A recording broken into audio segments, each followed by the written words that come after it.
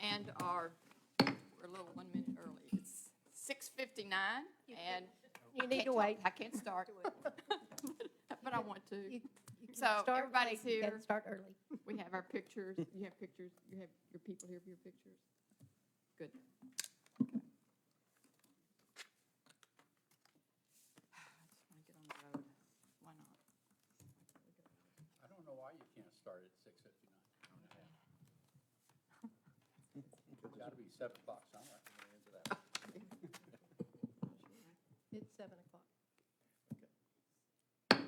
7 o'clock, and I call this meeting to order, and we are all here. We have a quorum. It's good to see everyone tonight. Carl, it's good to see you. Well, thank you Haven't for seen you in a singling me out. I haven't seen you in a while. We would like to stand and for invocation. We have Pastor Barry Plankin at the Church of Trophy Club. Thank you. Let's pray together. Our Father, we come before you as the maker of heaven and earth. It is you who have made us and not we ourselves. And Lord, on this beautiful day, we stop and give honor and glory to you. And Father, before this important meeting tonight, we stop to ask your blessing upon our city. Lord, we want to pray for our mayor, opportunity for me to pray for her publicly for the first time. And Lord, I pray that you would bless her for her willingness to give of her time. I pray that, Lord, you would give her wisdom that comes from above, that you have promised to give all those who ask. Lord, I pray you'd give her the courage and the ability to make the decisions that she needs to make to lead our community. Lord, I thank you for all the counsel that serve with her, that give up their time as well. We pray that, Lord, you'd watch over and bless them and bless their families. Lord, I thank you for the staff that runs this city. Pray your blessing over them. I pray as new people are sought out to lead, that, Lord, the very right people would come and step forward. And, Lord, we're thankful that, Lord, you have given us a place to live here. It is a great place to live. And we pray that, Lord, you'd lead us, give us leaders that would make it even greater in these days ahead. Lord, we pray for those that protect us, our fire chief, our police chief, all the officers that serve them, that serve us in this community by keeping us safe. We pray that, Lord, you'd keep them safe even as they watch over us as well. Lord, we pray that everything that is done tonight would bring honor and glory to your name. The prayer of the psalmist is that, Lord, the meditations of our heart and the words of our mouth might always be acceptable in your sight. And we pray that would be true tonight. We ask it in Jesus' name. Amen.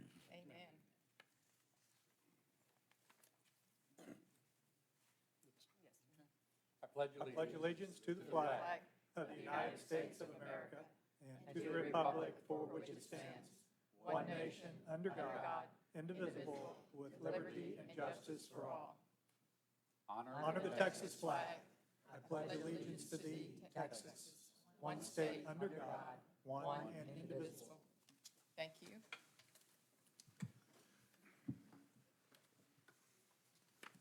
Ready? We're now at public comments. No one signed up to speak, Mayor. Okay. So So- we'll move on to community spotlight. Yes. Number 1, receive annual update from Metroport Chamber. Sally Aldridge, President and CEO. Hello, Sally. Hello. Hello. Good evening, Mayor and Council. Before you start, I'd just like for people to know that you've been a resident in Trophy Club for how many years? Since 1996. She's a long time. Long-time resident. So Trophy Club has grown up with you. Yes, well, all of us. It's grown up Yes. with all of us, for sure. Good. Well, I'm happy to be here to give you an update on the Chamber. And our year is a calendar year, so the first part of my program is where we ended up in 2022, and then where we are currently in 2023. There are a lot of slides. You all got them ahead of time, so I'm going to run through them really quickly so that I don't use too much of your time. And a lot of the information is also in your packet that I've provided for you today as well. And I think all I have to do is hit this arrow. Okay, so we are your business community. We're here to serve the Alliance region. We've been doing this since 1988. And then we are a 501c6. We have not changed our mission, vision, or value statement, but I always like to present that to our communities. Our region that we serve are 6 communities in one of the fastest growing areas, and we all have to hold our breath as we keep moving through. We serve all areas of business, from the small nonprofits to the entrepreneurs, all the way up to the Fortune 500s and Global 500s. So we have a large program that we provide. Our overview for 2022, we ended the year with just over 500 members, with a growth of 24% coming back after the slowdown of the COVID experience that we all had. 82% retention rate, so we really did well at the end of 2022. This is a breakdown of our members and where they all come from. We still have a tremendous amount of members that are coming from outside the 6 communities, and almost about 50%. So there's a lot of businesses that really want to do business here in our area. And then here is a brief update on what happened in 2022.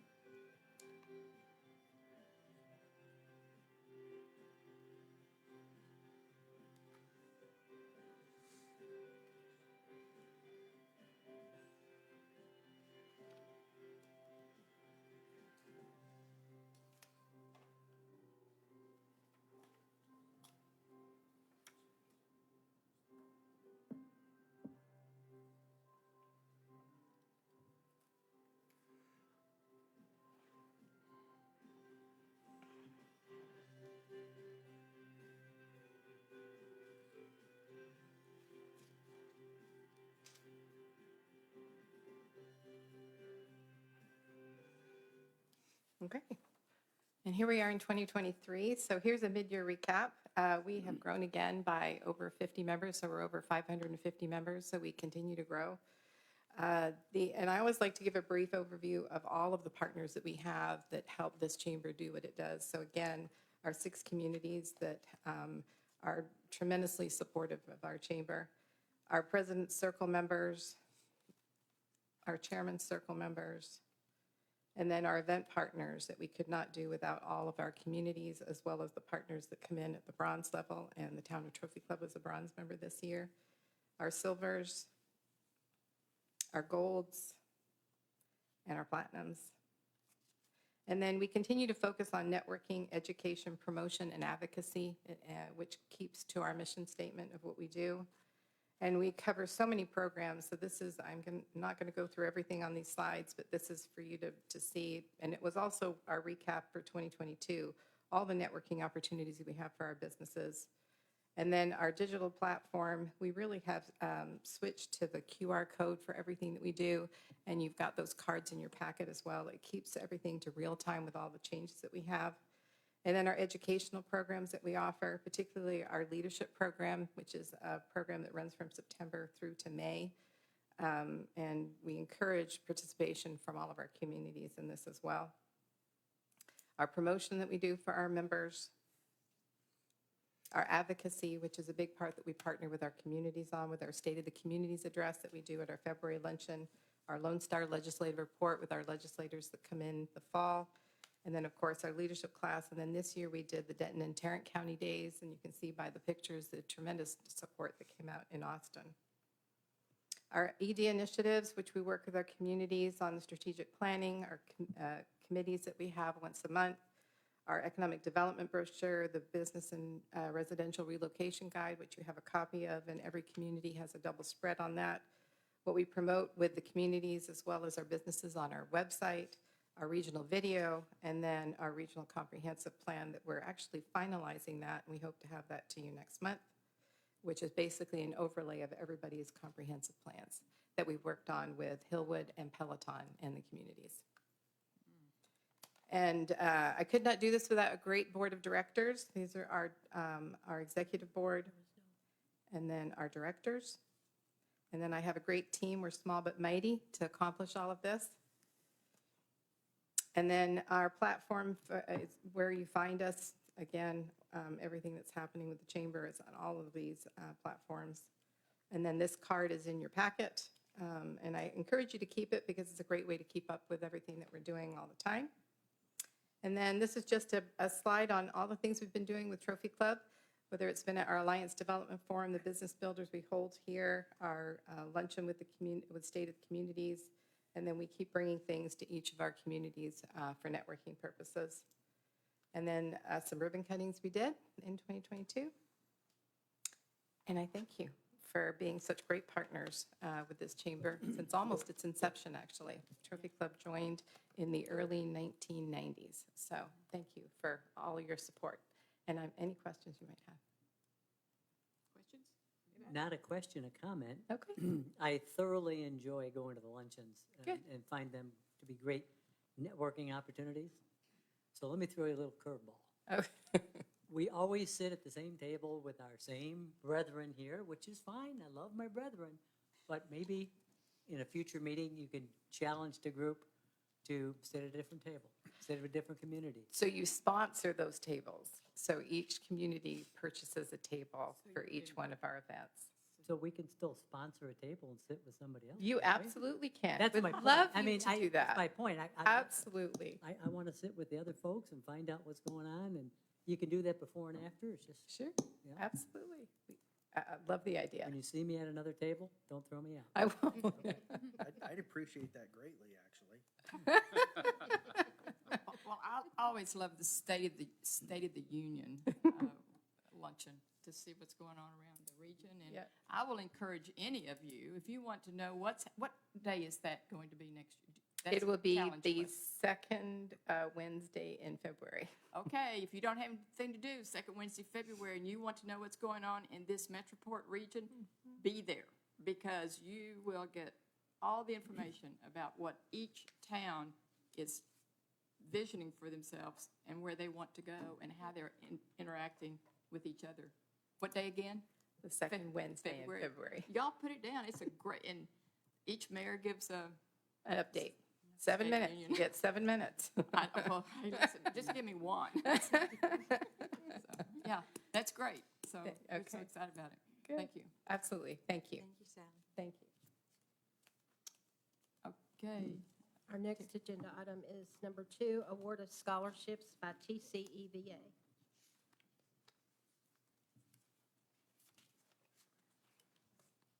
Hello. Hi, Gretchen. Hi. Thank you, Mayor Tiffany and Council, for the opportunity to present our second annual First Responders Scholarship to the children of police and fire departments here in Trophy Club. My name's Gretchen Wolfer, and I'm the head of Trophy Club Emergency Volunteer Association, TCVA, and I am here with Jamie Cox. She's part of our scholarship committee. And we had a couple other people that were going to show up, but they had some emergencies this evening, so I apologize about that. TCVA is a registered 501c3 formed in 2016, made up of dedicated volunteers that support our town and Trophy Club and our first responders in various capacities. We are able to provide these services through the generous donations of our citizens and local businesses.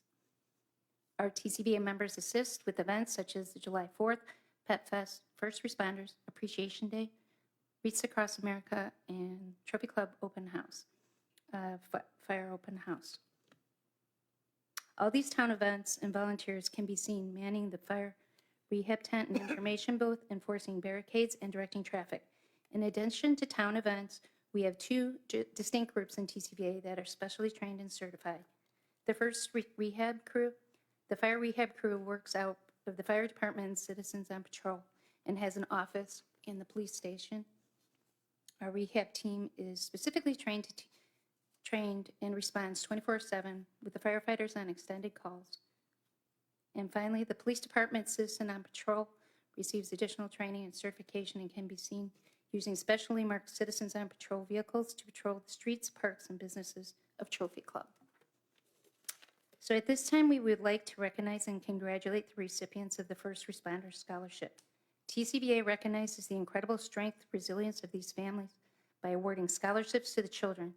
These scholarships not only honor the commitment, but they also act as a beacon for hope for the future. They are the symbol of our community's appreciation for the invaluable contributions made by first responders and their families. To the recipients of these scholarships, we want you to know how truly exceptional you are. Your parents' dedication to their duty has undoubtedly, left a lasting impact on your lives. They have instilled in you the values of courage, compassion, and service to others. Today, we acknowledge your potential and the unique perspectives you bring your community. We congratulate you and wish you the best. So we'd like to bring up Reagan Arata and Sarah Jananuski. There you go. Sorry about that. You ready? Okay. Reagan, on behalf of TCVA, we'd like to present this to you. And Sarah, thank you for all you've done. And if we could come and have a picture with the mayor.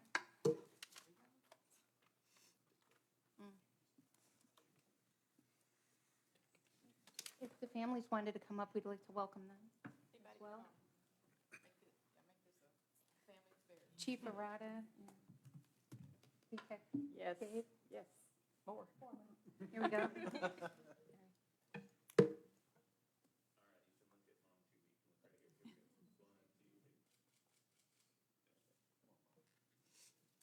Oh, Mom. Oh, Mom, Mom. is Mom finished?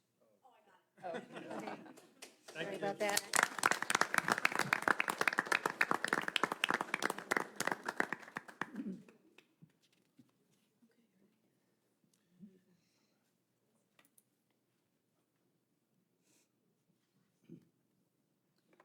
Terry? Item number 3, recognize staff in the Trophy Club Parks and Recreation Department and present proclamation 2023-15 for July 2023 as Parks and Recreation Month. Council members Bauer and Flynn. Hello. Is this on? Yes. Okay. I just want to take a quick minute to recognize our Parks and Rec team. For those that don't know, Parks and Rec is very dear to me. So to be able to appreciate and praise them is an absolute honor. If you think about your day-to-day activities, you probably are affected by the Parks and Rec department more than you know. We tend to think about our events and the happenings around our town, but from our baseball fields to tennis courts, our pickleball courts, to swimming pools, to the trails that we all walk, run, and bike on. These are all amenities that we oversee, that are overseen by this department.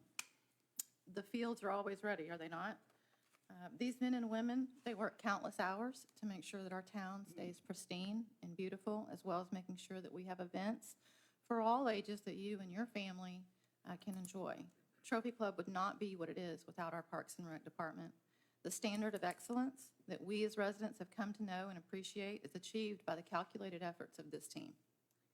Coming to work every day is a choice. It's one that we all make. However, these men and women, they make a choice every day to get up and come to work in Trophy Club in our town so that we, the residents, have a quality of life and a standard of living that is beyond exceptional. So, to Ronnie, to Daniel Wilson, to Cassidy, to Tim, Amanda, Jorge, Luis, Jesus, Sergio, Jaime, Samuel, Juan, Everardo, Jesus, Daniel Gomez, Hunter, and James, as well as the 11 summer camp staff and 45 aquatic staff. We thank you for your dedication and your devotion. You are all valued, you are all appreciated, and we see you. And now, Mr. Flynn, I will turn it over to you for the proclamation. Well, it is my absolute honor to be able to read this proclamation on behalf of the town of Trophy Club. This is proclamation 2023-15, again, on behalf of Town of Trophy Club. A proclamation of the Town of Trophy Club Council proclaiming July 2023 as Parks and Recreation Month in the town of Trophy Club, Texas. Whereas Parks and Recreation is an integral part of community throughout this country and certainly in the town of Trophy Club, Texas. And whereas Parks and Recreation promotes time spent in nature, which positively impacts mental health by increasing cognitive performance and well-being and alleviating illnesses such as depression, attention deficit disorder, and Alzheimer's. And whereas Parks and Recreation encourages physical activities by providing space for popular sports, hiking trails, swimming pools, and many other activities designed to promote active lifestyles. And whereas Parks and Recreation increases a community's economic prosperity through increased property values, expansion of local tax base, increased tourism, the attraction and retention of businesses, and crime reduction. And whereas Parks and Recreation is a fundamental environmental well-being of the community, and whereas Parks and Recreation areas ensure the ecological beauty of our community and provide a place for children and adults to connect with nature and recreate outdoors. And whereas the U.S. House of Representatives has designated July as Parks and Recreation Month, and whereas the Town of Trophy Club recognizes the benefits derived from Parks and Recreation, now I therefore, Jeanette Tiffany, Mayor of Trophy Club, and on behalf of Town Council, hereby proclaim the month of July 2023 as Parks and Recreation Month. And the Town of Trophy Club approved this day, the 25th of July, 2023. That's a mouthful. Congratulations. Give us a hand. I have a trivia question for you. Who introduced national parks in the United States? What president? Come on. Wasn't Clinton? Teddy Roosevelt. Take it off. Why don't you guys hold this right in the middle, hold it open? We have other parks people out there. I know it. Go get everybody up there. Come on, Bob. You're on Parks Board, let's go. Come on, Bob. Yeah, we have two park board members with us tonight. Absolutely. Absolutely. I know you're wearing dual hats. Good. Come on. Get those light doors. I've read it fire. Hope so. Congratulations. Congratulations. Thank you. Thank you so much. He was a good guy. Yep.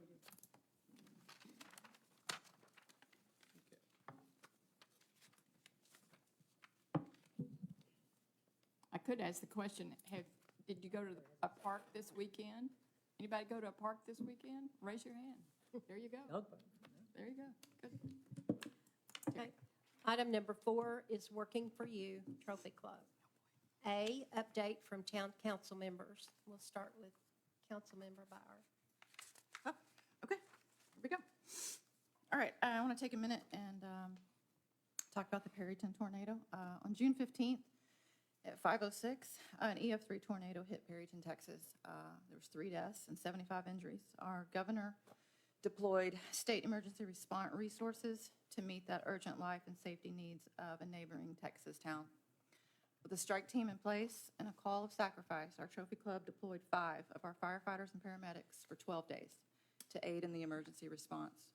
Our guys responded to a broad spectrum, clearing roads, debris, evaluating infrastructure, and just being of service to Perryton when it was needed. Perryton will rebuild and they will recover, and I'm positive they are indebted to the men and women who showed up with a helping hand. Being a public servant is inherently a thankless job. However, being a first responder, I believe there's a sacrifice and a level of devotion that most of us don't understand.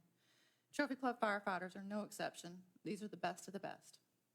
I cannot imagine the level of devastation that is seen when a horrific weather event occurs. However, I am comforted to know that if and when something happens here in our backyard, we have servant leaders ready to jump in. So, to Sean Garrett, Oswaldo Ramirez, Brad Teal, Kevin Arrington, and Matt Hennig, I am honored to know you, support you, and work alongside you.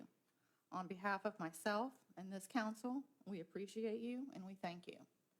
Chief Wise, wherever you are, you have an incredible crew, an impeccable work ethic, and there really isn't enough words to express our appreciation for each one of them. Please extend our gratitude to your entire staff. And I have something for Mr. Garrett.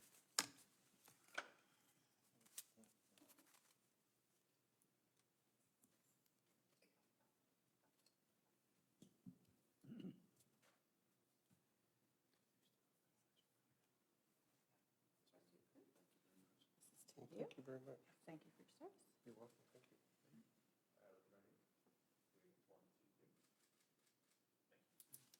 Thank you.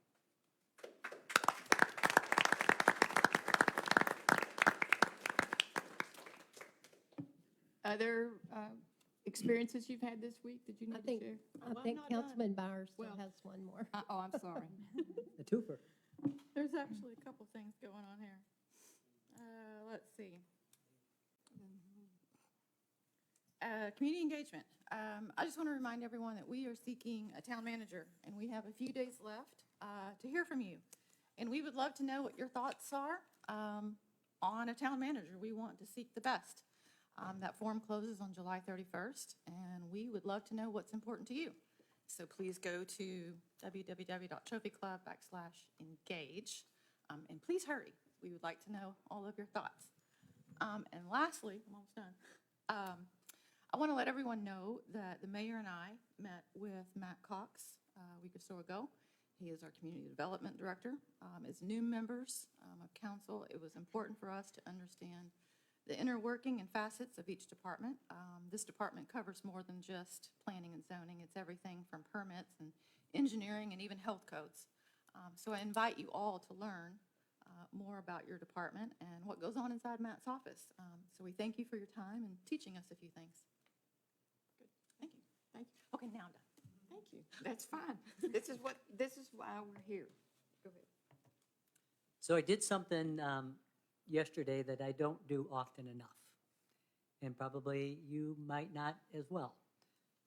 I got into my nice air-conditioned car, which I do every day. That's not the thing I don't do. And as I was driving, it was 100 degrees, and I'm driving, all the workers were out there in the medians, pulling the weeds, planting the flowers. This great crew does this all the time.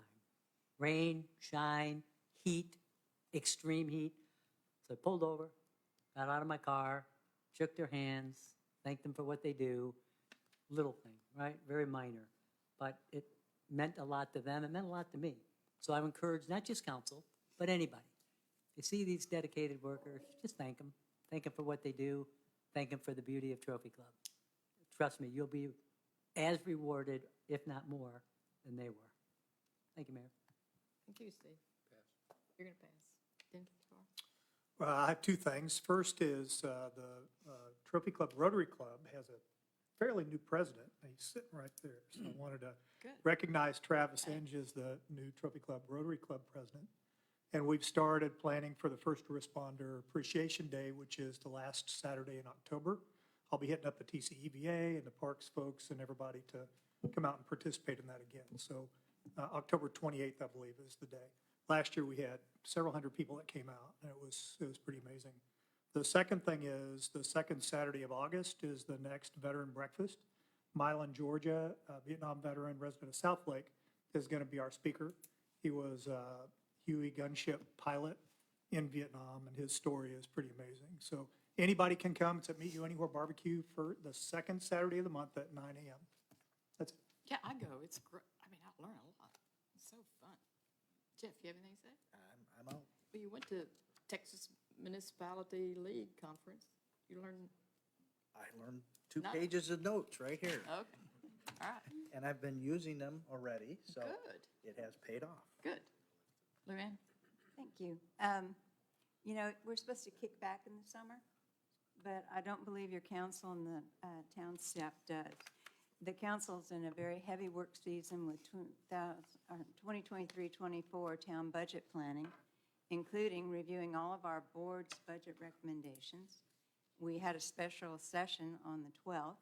We're actively soliciting applications and coordinating with staff to have the appointment subcommittees meet with interested citizens. You might have seen that little poster board on the outside before you came in.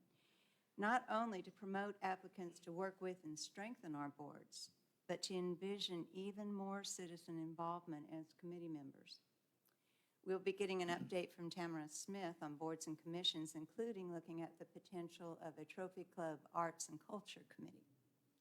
On top of their regular duties, 2 council members were out of town for municipal training last week.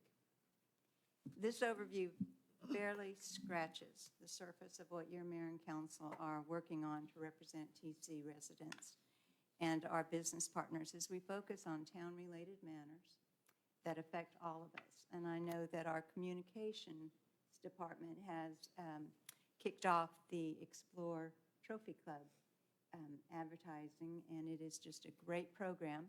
If you go to trophyclub.org, you'll see a change on our new homepage. And you can either go to government and town business, or you can go to Explore Trophy Club, and I recommend that we all go and look at it.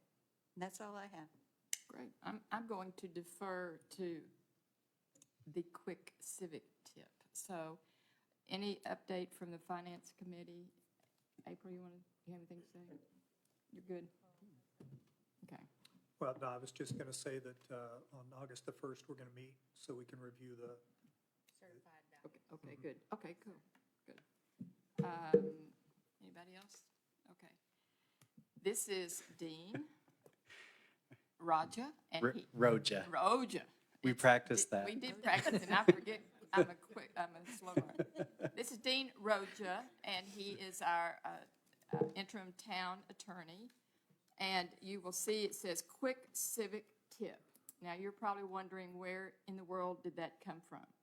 Well, again, when you are out on the campaign trail, you hear stuff, and you hear people say, you know, I want this, I want that, I want this. Well, this is easy. Somebody wanted to have a civics lesson. Well, we're not going to do a civics lesson, so I thought, well, we'll just do occasionally civic tips. And this is our first opportunity for a little civic tip, and I'm hoping the people who requested that are listening right now. So here we go. Thank you. Yeah, so I'll say this, the mayor has no idea what I'm about to read. I know. But you actually have a really great ordinance. So it's chapter 1 in your code of ordinances, it's very lengthy, and it is very comprehensive. I actually think it's one of the best ordinances I've ever seen as far as decorum, civility, the way that you conduct yourselves up here and the public as well. So I'm going to read, this is just one section, it's just the authority, and then I'm going to get to the gavel, because the mayor, it's important for her to have her gavel. Says this, town charter provides for open meetings for the town council at which reasonable opportunity shall be given for citizens to be heard under such rules as the council may provide. The rules of procedure establish guidelines to be followed by all persons attending the town council meeting, including members of the town council, town staff, and visitors. So these rules apply to everyone. Now,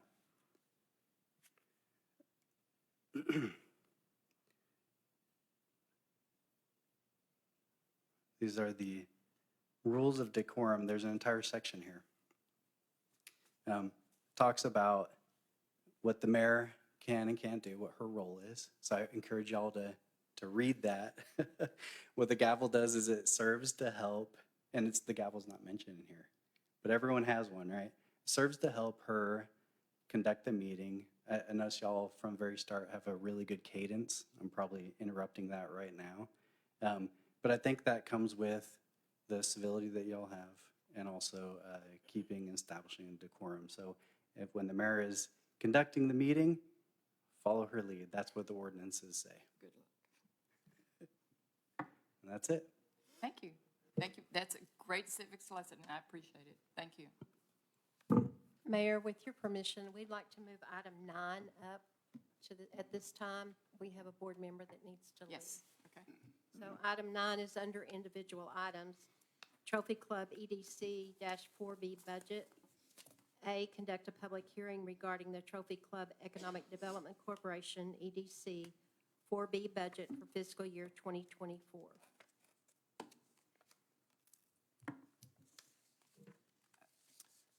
Are you going to speak, Patrick? You're going to open the The public open hearing? the pub, yes, I'm sorry. That's okay. The public meeting is open, and it is 7:34. Yes. Mayor, we've had no, I don't believe nobody signed up to speak for the public hearing. We've had no phone calls or emails related to both the public hearing posted for the EDC meeting and for tonight's meeting. So, Okay, so what we want to do is go into the next. If you'll close Close the the public meeting. hearing. I'm sorry, close the meeting. It is now. That's quick, 7:35. thank you. And then Thank you, B is consider and take appropriate action regarding the Trophy Club Economic Development Corporation, EDC, 4B budget for fiscal year 2024. Mayor, we had a meeting with EDC. We presented a budget to EDC and talked about that, discussed the meeting. We do have the vice chair from the EDC board here to speak to you tonight. Inge, if you don't mind, Mr. Inge, help us. So real quick, if you wouldn't. I'll go ahead and say, been on the EDC for a few years. We always talk about going out and finding businesses, and so with this budget, you'll see pretty much the only big change is we've allocated a significant portion of our funds that we have towards retention, and that's something we're excited about. We're still in the beginning stage. We've talked about it over the years, but this is the first time we've actually even put something in the budget to do it.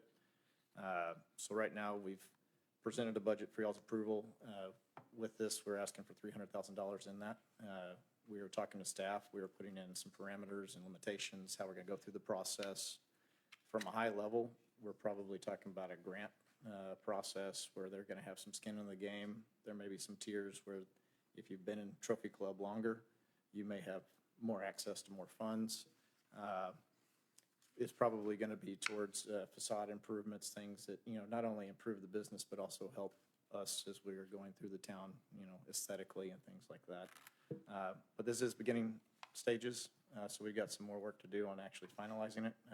Getting it in the budget kind of holds us to the fire to get it done this year. And I know staff's already working hard on it. Does anybody have any questions? Yeah, anybody have questions? This is a great opportunity. So, Dennis. Thank you, Travis. Couple questions. One, we're also going to hear from CCPD, and they had a very lengthy explanation of their budget, and EDC didn't.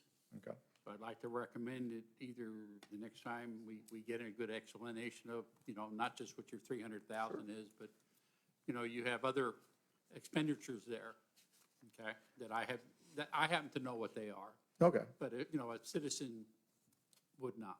So that's. So I guess in our economic meeting, we go through it in detail, which is Sure. publicly Well, if you looked at the available. agenda packet tonight and looked at what CCPD did, okay, and I'm touting, hey, that's great, I'm glad they did it. Would like to have seen you do it too. Then the other question I have is for finance, okay, is how does EDC have a balance of $500,000, give or take, an interest income of $500? And CCPD has a balance of a couple $100,000, and they have $1,900 worth of earnings.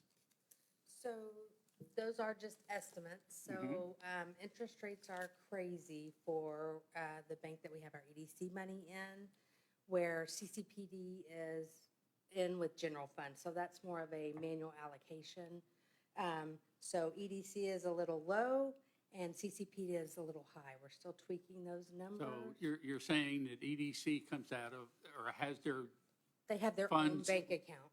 EDC has their own bank account, so Right. it's not intermingled with general funds. Correct. It is totally Okay. separate. And All so that bank account gets a higher interest rate than our general fund funds do. Okay, Yes. got it. Well, I noticed stuff like that. Yes, You know, sir. we're That's on a good. budget, so, Yes, sir. Okay. Absolutely.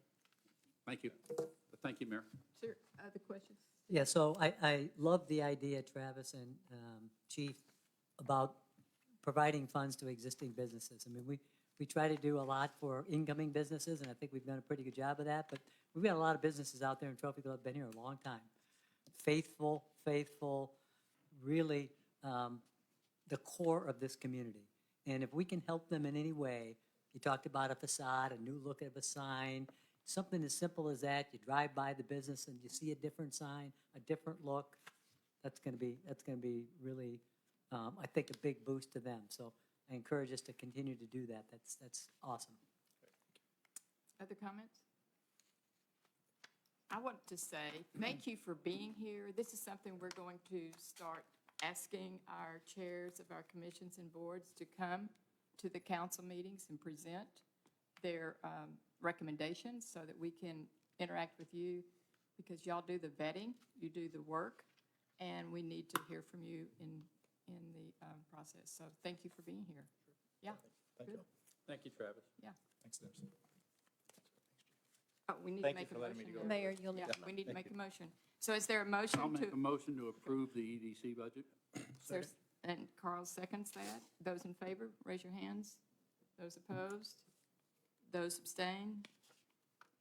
Motion passes. Thank you. Good job, thank you. So we'll go back to the consent agenda, is that correct, Terry? Were we through with all the updates, I believe? I can give a short little manager's update. Oh, okay, thank you, sorry. Yeah, no problem. Real quick, we're working on budget. That's the season we're in right now, so we're, April and I, who you just heard from, are gonna be spending a lot of time talking about budget. We're gonna be meeting with the budget subcommittee coming up. The next item is, obviously, I'm the interim town manager. I've had an interim police chief for the last 3 months. Captain Woodard has done a fantastic job at filling in the police department. I've now turned that over to Captain Tillman to take over for the next couple of months until we have a town manager and I move back. So just want to thank Captain Woodard for his hard work and learning the job and filling in. So Captain Tillman's now taking over in the police department to fill that role until I return.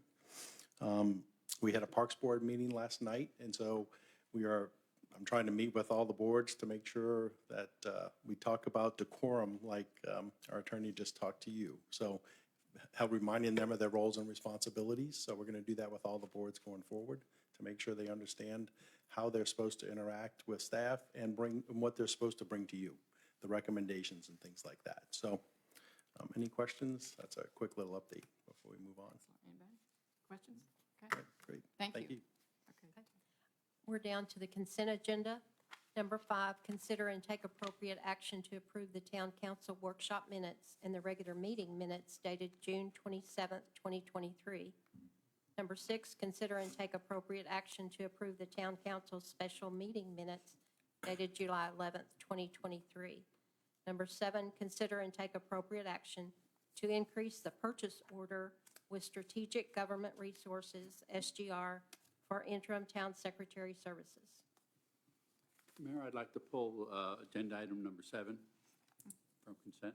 Okay, and we'll move that after, okay. Is there a motion to approve the consent agenda 5 and 6? I move to approve consent agenda items 5 and 6. I'll second. And Bauer second, okay, thank you. Is there, all those in favor, raise your hand. All those opposed? All those abstain? Motion passes. Thank you.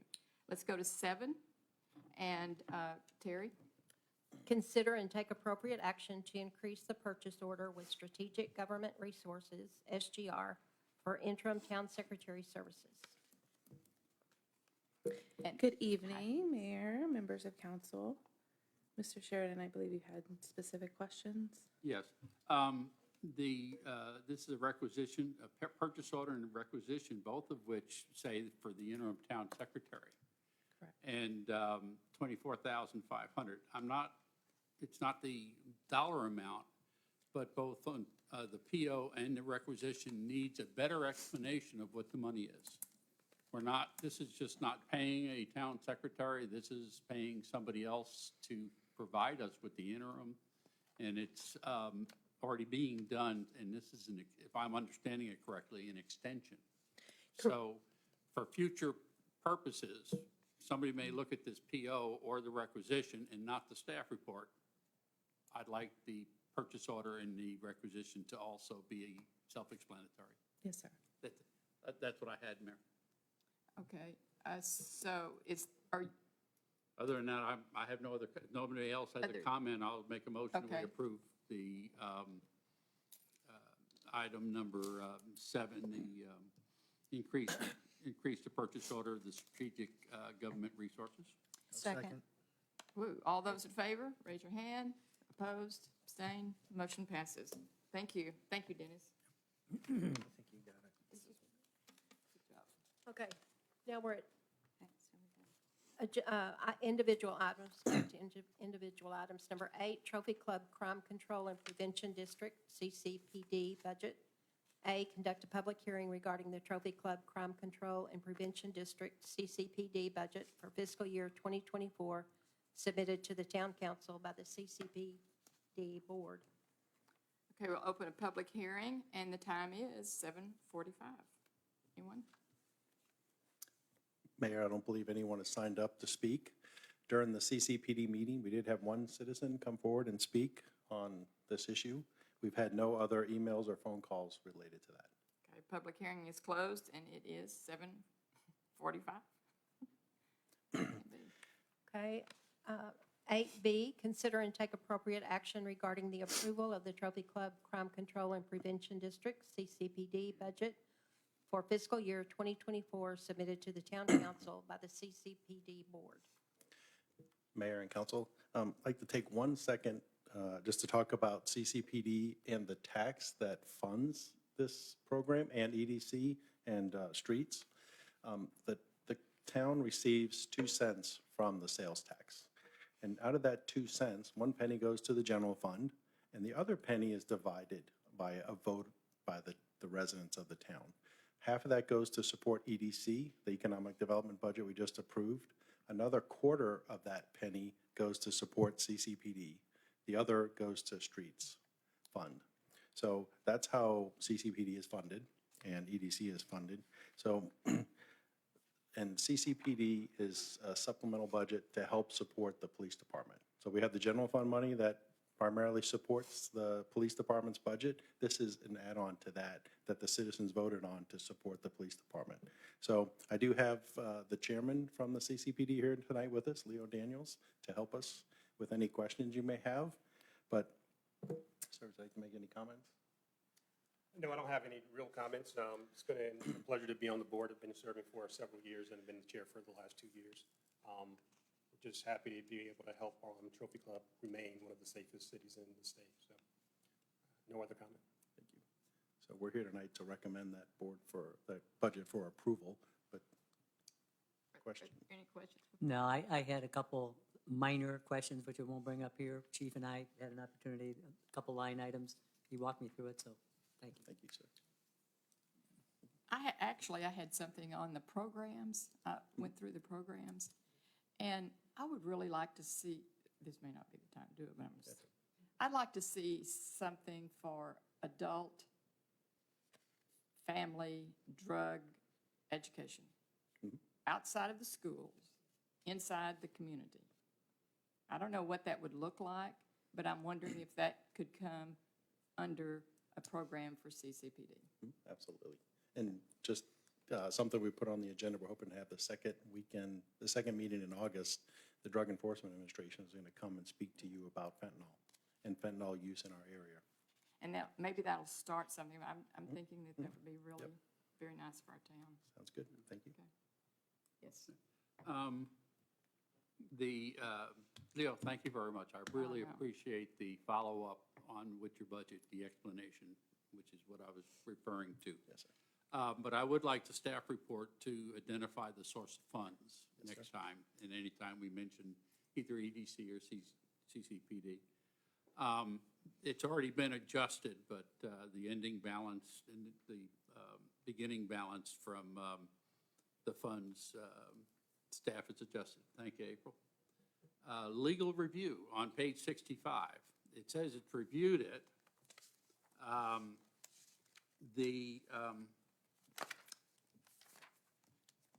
But my question to the lawyer is that the town attorney has reviewed this item and concurs with the staff recommendation, which is to say approve it.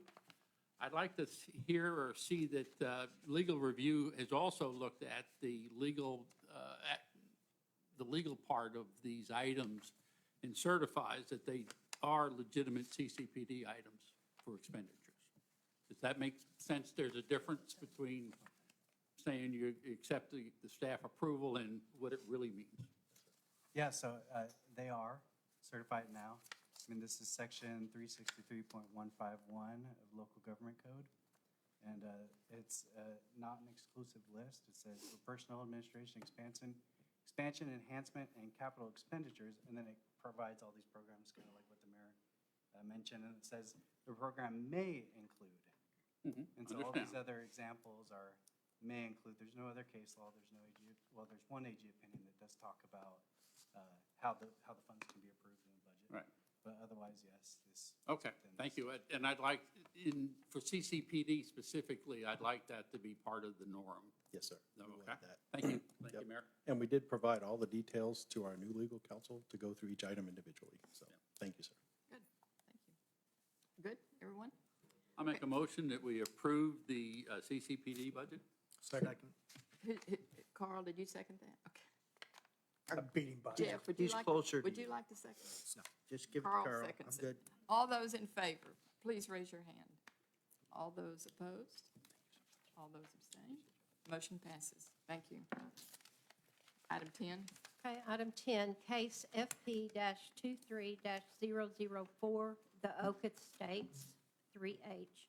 Consider and take appropriate action to approve a request for a final plat for lots 1 through 9, Block A, the Oak Estates at Trophy Club, consisting of 4.339 acres out of the Thomas J. Allen Survey, abstract number 7, located west of Milson's Point Drive, Trophy Club, Texas. Okay, Matt. Good evening, Mayor All and Council. This is our almost final plat of these gas well sites. As stated, this is the gas well site 3H. It is zoned R15, consists of 8 residential lots, 1 open lot, and it does have a public cul-de-sac. The preliminary plat was approved by council September 27th of 21. Each of the lots, they do meet all of the minimum lot sizes and each of the setbacks. HOA will be created with the filing of the final plat. That'll just include any of the common elements that, aren't on a residential lot. The engineering plans, they have been submitted to our town engineers and they have been approved. And if you recall, P&Z wanted to make sure that each of the wellheads were specifically on the civil drawings, and they all are. And so we've met that, and engineers also review that. At this time, I'm going to turn over to Helen Eve. She's our planning consultant to go on. We've got an existing access easement to discuss. Exhibit. There they go. All right, thank you, Mayor and Council. Matt provided most of the background. I'm going to start with the exhibit that's on the left-hand side. That's the preliminary plat. And highlighted, you see a lot that is currently owned by the HOA, and it was for open space and access for the user of the gas well site. So it's still an access point into the community. We are working with the HOA and legal to go through a transfer of ownership from the HOA to the city. We've secured a title company that'll be helping us with all of that. And let's see, outside of that, the commission was really involved, and it brought a lot of history from when the preliminary plat was approved. We had a resident that came and spoke, and was concerned about access and safety at the end of Milson's Point and where Tulip Drive connected. They gave us direction that the applicant, the engineer, and the town's engineer look at this area for safety. The engineering plans that had been submitted and approved identify a stop sign right at that intersection. Folks that are leaving Tulip Drive and going on to Milson's Point. So that is the traffic calming, that is the appropriate tool in that area.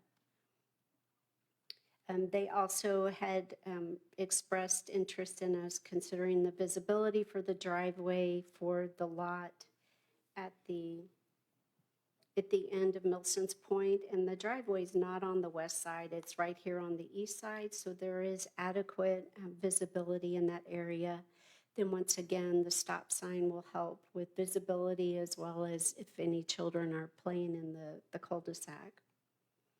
Staff recommends approval with the following condition. This information is in your packet. It's also up on the screen. And be happy to answer any questions you might have. The Chair Biggs is here this evening to report on the Planning and Zoning Commission's recommendation. Would you like to have? Hello. It's good to see you. I'm Mike Biggs, Chairman of the Planning and Zoning Commission for Trophy Club, Mayor, council people. They said everything. This, like Matt said, this is our third of the gas well plans, and we've gotten all the exceptions down pretty well by now, so they don't even bring it to us because they know we aren't going to prove anything with 10 exceptions to it. That got a lot of hand. So I think everyone's on the same page now on this thing. The traffic control was the biggest issue we had last meeting, and that's because the gentleman in that lot she pointed to, he has children, and they've been playing around that cul-de-sac their whole lives, you know. When cars come out of there, he had legitimate concern. And so that was one of the biggest things we addressed. The rest of the wellheads were always a concern. We'll mark them. Well, no, let's mark them. Let's put them on there so everyone can see them. When the guy starts the bulldozer, want to make sure he knows where that wellhead is. You know, so we covered everything pretty well on this, I think. Any other questions on this item? The vote was unanimous to approve this final plat from P&Z. Is there a motion to approve? I'll make a motion to approve with the noted exceptions that the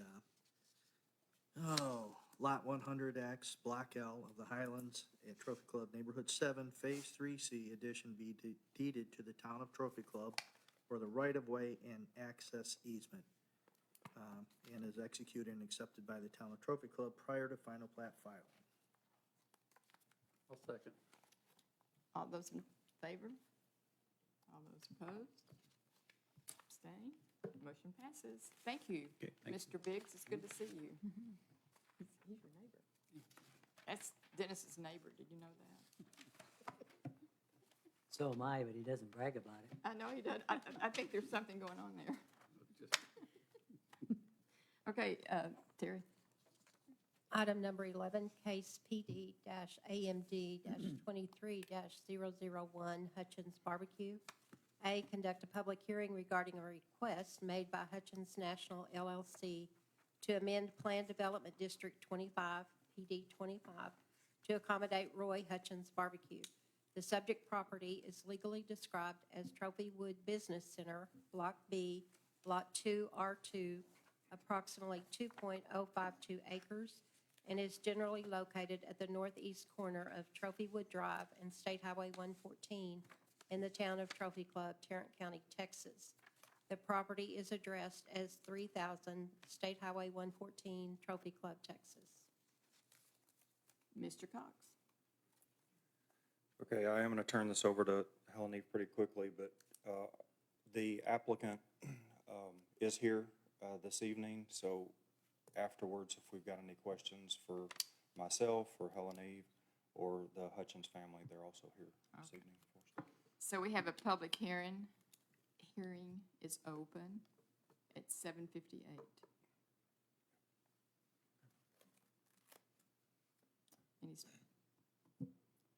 I think anyone speaking? No one signed up to speak. Okay, right. Okay, public hearing is closed, 7:59. And are you going to speak to the next B? Okay. Terry, Okay. I think.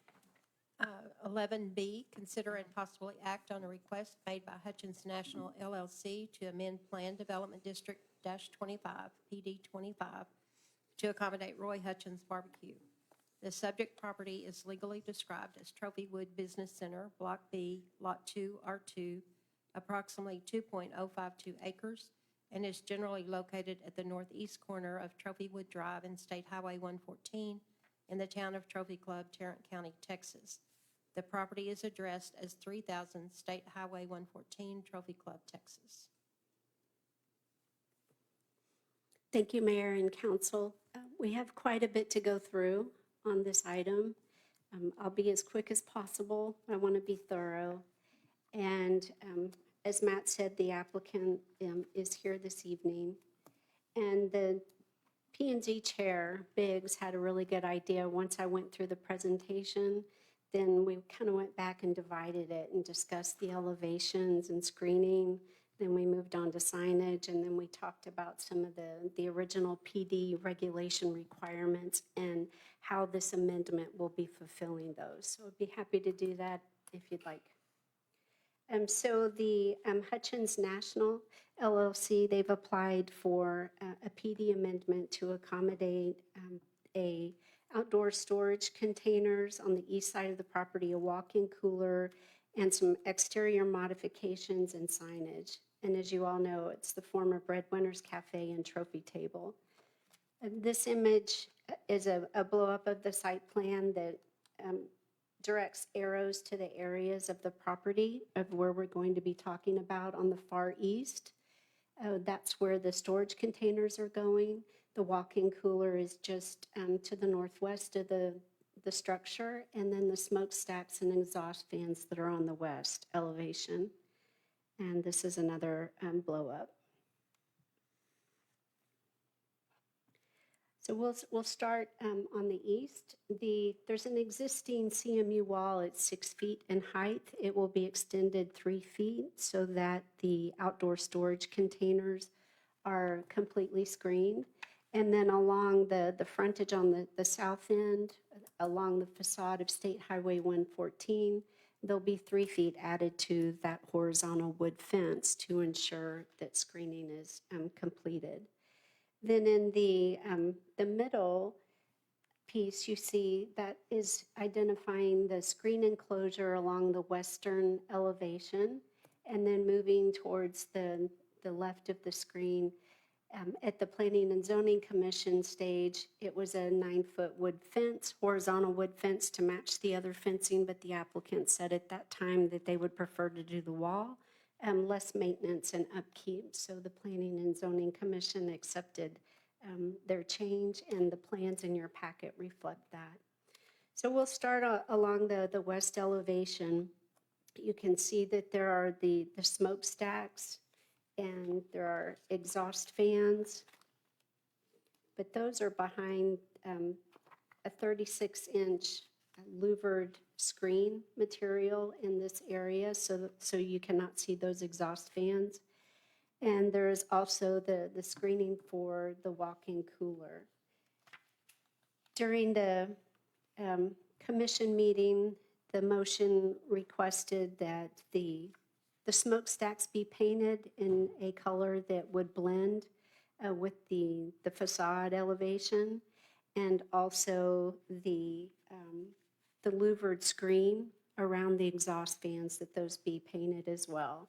So the specification the architect provided is the cast iron gray color, and it is he spec'd the temperature. It's a high temperature paint and brand. It's in your packet as well as in the elevations and in the ordinance before you.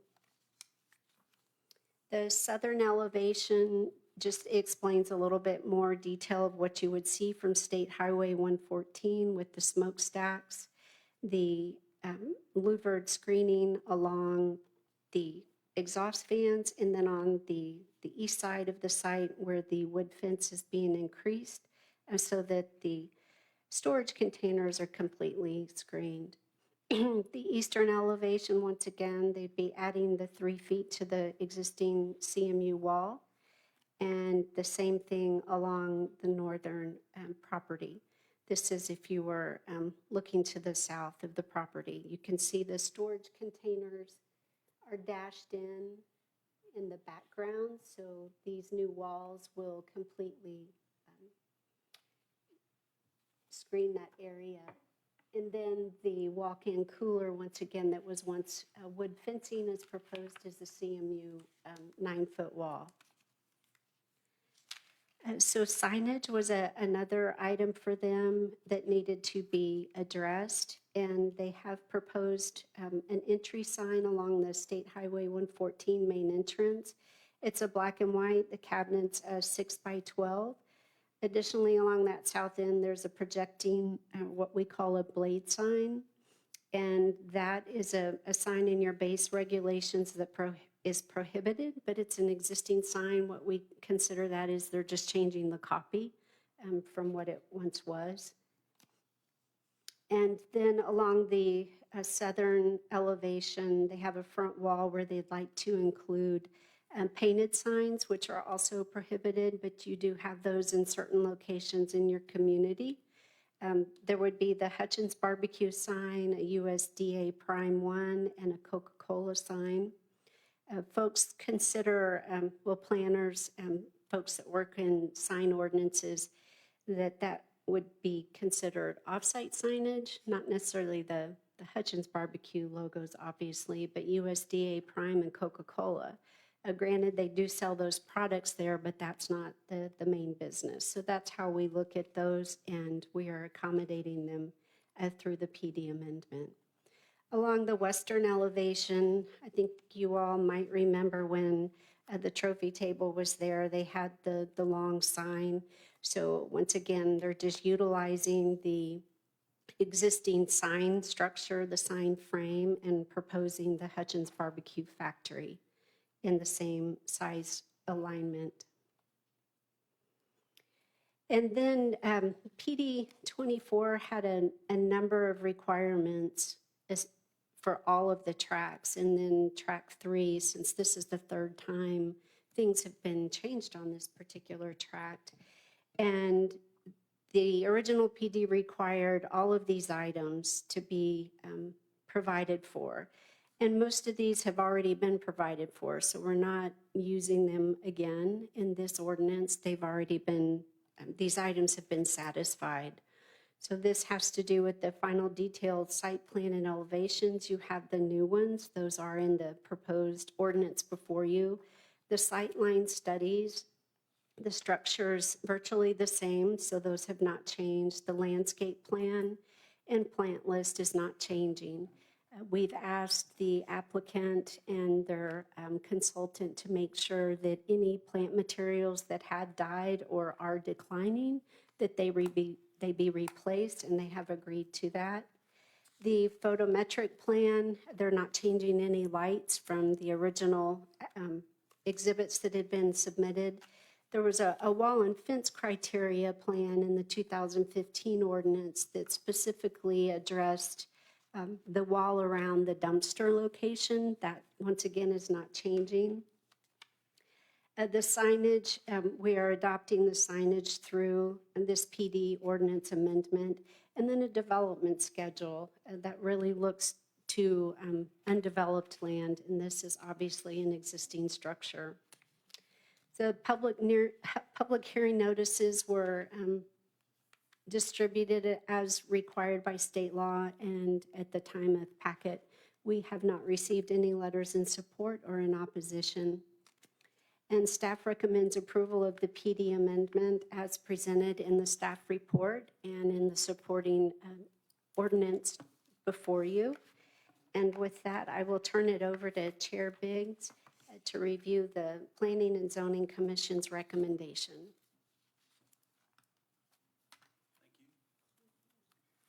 Again, during this item, there was a lot of discussion. In fact, at least 3 of you or 4 of you were at the meeting, so you're well aware of what we talked about.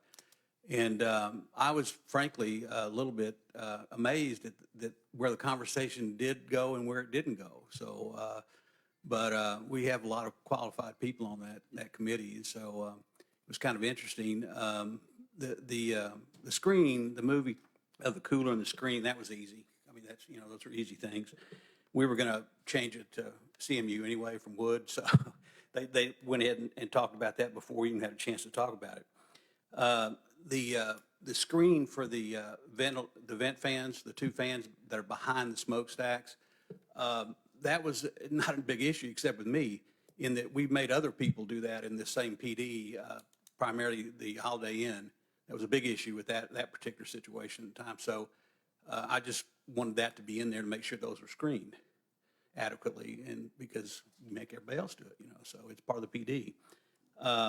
The signage we did not address because the package was not complete. And apparently it's been completed. In fact, some of the stuff that was in the package wasn't even the right stuff to begin with. So we did not address signage at all at P&Z. The other item was there was some discussion about the screen of the smokestacks. And we have actually a retired HVAC engineer on our board, Paul Jablonski, and he had done some research on it and said, well, if you did it under the current rules, it'd only be 4 feet. It wouldn't do any good anyway. And so that was discussion on that. The paint, one of the other commissioners said, can't you paint these to make it look a little less, obvious that there they are, And a couple of the other commissioners' attitude was, hey, it's their building, they can do what they want to with it, and it's a barbecue place, should have smokestacks. So there was all kinds of sentiment on that issue alone. So we came up with what we have here, and the vote was 5-1. So I was the dissenting vote. It had nothing to do with walls or screens or anything like that. It had to do with the fact that we're amending a PD that should have been amended again before, and then the original smokestack stuff were not on the plans, and then all of a sudden they showed up out there, So the whole process is kind of why I said, we need to be a little bit better at this in the future on all these things. So particularly when you're amending a PD, it needs to be a little more comprehensive in the review before it comes up to us and then you. So, any questions? Oh, questions, Luann? Did you have a question? No. At this point, I don't. I was at that meeting, and I heard the diverse opinions that were raised in that. I do have some opinions, but I'll hold those until we discuss Okay, with good. council. Anybody else? Anybody other? Okay. Okay, thank you. So do we need a motion? No, I have a question, but Okay. it's not for Mike. You what? I have something I'd like to talk about, but Okay. I didn't need Mike there standing there with. Okay. Okay, go for it. If I may, thank you, Mayor. Staff, the AC on top of the cooler, that has been, that would be covered or wouldn't? It would be covered, okay. Got it. And the reference page 89, the north elevations on A300, that doesn't, I'm thinking it should include that side where the smokestacks are. It should show that, and it doesn't. When I use the word page 89, I'm talking about my agenda packet that I'm at. Which Okay, elevation? it would be the north elevation and A300. So it shows the CMU, but doesn't it ignores the entire wing over there on the right side of that picture. Okay, I see that, thank you. All right. It is included on, No, it's on the other ones. Right. But once again, the reason we're here is We can have because them. there was a mistake by the architect in not showing it the first time. So each of the elevations should be correct. And that's my opinion. And the rest of this is it's only my opinion. The PD 25 is different than any of the other PDs we have, in that changes have to be done by amendment to the PD. and it's directed that way. Altering the site plan, which has the approved elevation, is a change and requires a PD amendment. The smokestacks, as shown, are considered mechanical equipment. They're defined in the International Building Code, the International Mechanical Code. And I understand that we're intermingling, I'm intermingling smokestack and chimney. At P&Z, the discussion about the chimneys, the smokestacks varied. One of the persons said, I like the look. Another person said, it's their building, let them do what they want. And then the discussion over the 4-foot screen not being worth anything, because if you put anything higher, you'd have to raise the smokestacks. And so that kind of, in my opinion, slowed the conversation down, okay, and changed it. So that's where they started talking about the painting and things like that. I know it was 5-1 on the actual vote, but I've had in private conversation with a couple of the commissioners. They were concerned about the screening of the smokestacks and wanted, but they had a good conversation on it. So they were really split over that. Now, since the P&Z meeting, the engineering and architectural part of it has been determined that a 7-foot screen would be acceptable on the south and the west side and not interfere or impact the ventilation. Matt, could we go to I have some photos. Okay, you've got the smokestacks in the side as we see it now.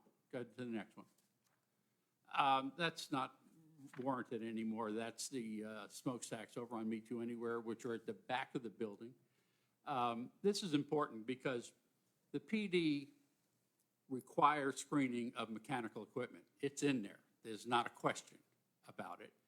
And one of the previous tenants, a Holiday Inn in PD 25,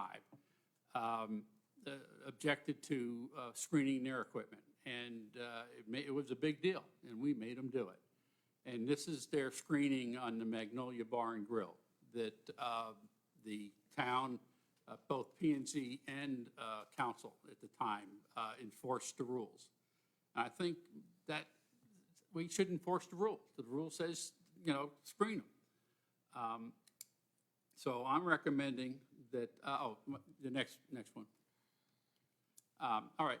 I'm recommending that we enforce the rules on PD 25, the development standards number 10, that mechanicals be screened with a 7-foot screen on the south side, which is facing Highway 114, and the west side, which faces Trophywood, and it would be open on the back side. And this has been looked at by an engineer and also an architect. And this is coming from an architect who superimposed the Trophywood side. Can I ask a question, Dennis, while you're Sure. on that point? Absolutely. So if you have, under your proposal, a 7-foot screen, go back to the current view of what they look like. So they're currently, 10 foot high? They're 10 foot high. You've got if you paint them black, you still have the background and you still have the roof that's not painted. No, my point is, though, even with a 7-foot screen, you're still going to see 3 foot at the top, correct? Visible? No, okay, you see that? You got that right there. Now let's go back to the screen. You'll see the tops, but now this viewpoint is from the sidewalk on Trophywood. In other words, on the property as far as the screening. You can barely see the very tops of you can't see 3 feet of them because you're on an angle. Your line of sight's angled. Make sense? sort of. I'm not saying you agree, I'm just No, saying yeah, you I mean, understand where I'm coming Yeah, from. I mean, Okay. to me, it's a little different in that when the Magnolia is completely enclosed. I mean, we did that for a reason. It was HVAC equipment. We made them enclose it. It looks good. I don't know. I don't think we're covering it as much in the line of sight, but that's just my opinion. Okay, well, I think it should be done, and I think this is a proper way to do it. The other thing is Commissioner Chairman Biggs mentioned, the PD is pretty clear and hasn't really been followed in the procedures. The PD is very clear that no no plans and final approvals as far as the COs were all to be done after the PD was changed, altered, approved, or not approved. And we want to be business friendly, and I understood and I knew before, I hadn't looked at the PD, but I knew before that they were going to issue a temporary CO that puts us in this part of, they're there. And as whether they were there on the plans by the architect or not, they're there now. And you may be like one of the P&Z persons says, I like it. You may be from one of the P&Z people who's an engineer who's been helped me design, get this design. Thank you, Mayor. Other comments? I do have comments. I, of course, listened to the discussion and how it kind of got into, well, let's paint them. But before I say anything, I want to say first to our Hutchins family, this is a wonderful new restaurant and a wonderful addition to this community, and we appreciate it very much. And I doubt it was directly related to you that these smokestacks weren't shown in the earlier renditions, and that's why we now are dealing with it here in P&Z and with the council. But I was on planning and zoning when the Magnolia restaurant went in, and their kitchen vents were required to be screened as mechanicals. And they had asked for an amendment to the PD, and it wasn't granted. And I think we need to be consistent and we need to be equitable in applying these type of decisions. I don't think we should honor it here and then say, well, we're not going to honor it here. Paul Jablonski, the P&Z HVAC engineer, I followed his threads, I followed his consultations, I saw what Mayor Pro Tem Sheridan is requesting with a partial screening along Trophy Wood Drive. Now I see that you've extended it on the rendering all the way down. Yeah, it's on the whole side and in the front on 114. I think we could probably consider shortening that just to extend to where the actual stack stops, the 10th one, rather than wrapping the whole side. I just feel like the 7-foot screening would be less obtrusive. I think it would give it a cleaner look. But the most important thing to me is that we be equitable and that we not put ourselves into a corner where we approve something for one tenant that we wouldn't approve across the street for another. So I will, if you make a motion, I will second it. Okay, I have a comment, please. And you indicated that those stacks are mechanical, is that correct? Yes, they're included in the mechanical. Okay, I thought 5 of them supported the smoke, and the other 5 are not.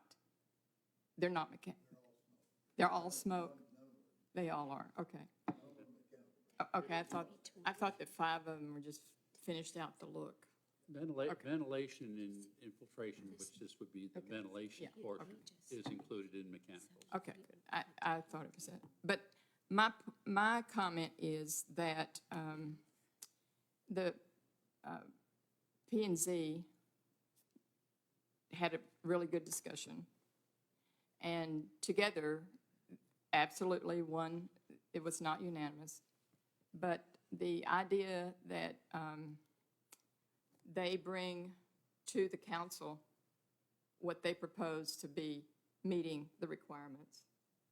And then we, in a period of time, reject and say, you know what, I think this is a better idea.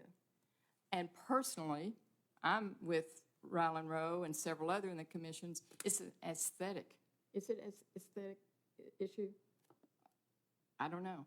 But I think it looks pretty good, and I think it has a way of branding their business, and it has a way of setting a new look for Trophy Club, which isn't all bad, because I know that all of us are dealing probably with people painting their houses white and making black window trims and a black roof, and all of a sudden, it's like, okay, I'm not liking this too much, but then, you know what?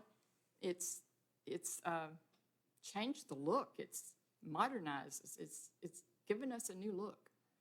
And so my position is that I like the smokestacks. I think they look great, and particularly because you're going to paint them black. Because the black has a way of giving a good design and a good look. And it's a barbecue. iron. What? Cast iron grate. Cast iron, yeah. But it will give it a good look, and it blends, and it goes with HG Supply across the street. It blends and goes with our town hall. It's not standing out to be like a sore thumb. That's my position, and I like the the smokestacks. So, we want a motion? Well, I'd like to weigh in first, and I'd like to say it takes a pretty significant thing to overturn a P&Z vote. In my opinion, this does not rise to that occasion. I would So agree with you. My support as is. Okay. So is there a motion then to approve the, where are we? Is there a motion to approve it? All right, I'll make a motion to approve this as presented. Is there a second? That's 11B we're talking about? Yeah, we're talking about 11B. Mhm. Second. Carl seconds. All those in favor, raise your hand. All those opposed? Did you get, and any abstain? Motion passes. Thank you. Okay, item 12, consider and take appropriate action regarding the approval of the Trophy Club Capital Improvement Plan budget for fiscal year 2024-2028. Mayor and council, this is just required by charter that you see this on this date.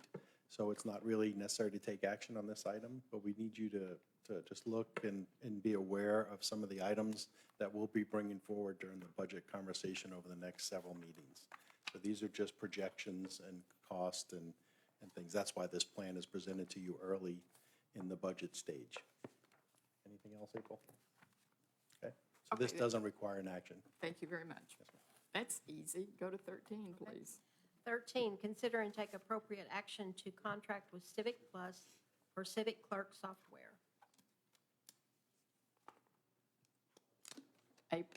April. Mhm.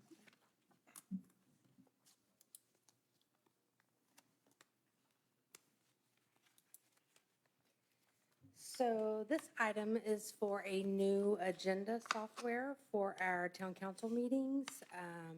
It helps with, it will help Terry and Maggie with minutes and recording those minutes. It also has a lot of features that our current provider for that does not offer. This contract that we're currently on ends September 30th, and with that, we were looking for a new solution that would give us more options. And that is what this item is for. Any questions? Looks like you negotiated a pretty good discount. I tend to do that sometimes. She's good at that. Do they like you still? We're still friends so far. Any other comment?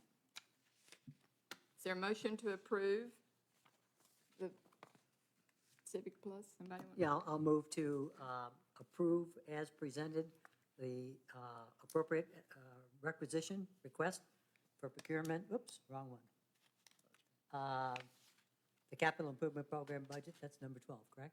Yeah, we're at number 13. 13. All right, let's go back and try that again. We'll give you a second. Jane. Yeah, motion to approve the request as presented by April. I'll second. Okay, all those in favor? All those opposed? Abstain? It passes. Thank you, Mayor April. and Council. Thank you, April. Congratulations. Thank you, Council. Yeah. Item 14. Okay, 14, consider and take appropriate action to approve and award an information technology support systems contract to NetGenius, Inc. Tamara. Good evening, Mayor and Council. For those of you who don't know, my name is Tamara Smith. I'm the assistant to the town manager, interim town manager Patrick Arata. So this evening, I just wanted to clarify that the contract that was sent to you this afternoon is informational purposes only. Everything that is in the contract is in the packet that you have in front of you. It just shows that we have revised and approved on both sides of parties a contract. And so just a little bit of background about our IT services. In August of 2020, we went into a contract with our current IT provider. It was a 1-year renewable up to 3-year contract. So the end of that contract ends in August of 2023. In May, we decided that we would like to go out for a request for proposal to find a new IT provider. This was an unexpected positive result. We've got 17 people who emailed us about the RFP and was interested in partnering with us. Out of those 17, we had 13 proposals submitted, and one of those was invalid because it was outside of the time frame. We had a rigorous selection process. It took us 2 weeks. We went over reviewing, evaluating, and discussing. Patrick and myself reviewed almost all of the proposals, and then we went out to all of the departments, 5 departments out of the 8 departments that we have in Trophy Club. We selected 5 people to be our third-party review. So they selected NetGenius as theirs, as well as Patrick and myself. And we just, in our RFP, our top priorities were an all-inclusive pricing. That includes a 1 to 2 day personnel on site and a 24/7, 365 service for our fire and police. With that in mind, most of our proposals that we had did not meet those requirements, and we selected the top 3. Out of those top 3, we had an all-inclusive proposal, which was NetGenius. We had one that would not provide us on-site unless needed. They believed that we needed one. And then we had one that was an excellent proposal, but it was a cost plus. And what a cost plus means is that they would provide us services at an extra cost. So if it was an on-site personnel, it would be an hourly additional cost on top of monthly cost. So out of those 3, we chose 2 that we would like to ask additional questions to, get some clarification, and then give them scenarios so that we could see how they would interact with us on a personal level. And after 2 weeks, we decided that NetGenius was the one who checked all the boxes.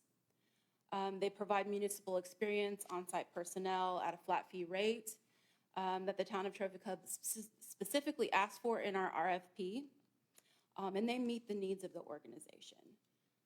In their proposal, they stated that they're committed to providing the town of Trophy Club with honest technology guidance and counsel, and they're pledged to be transparent and diligent in performing work for the town while improving our informational security posture, which aligns with the Trophy Club core values.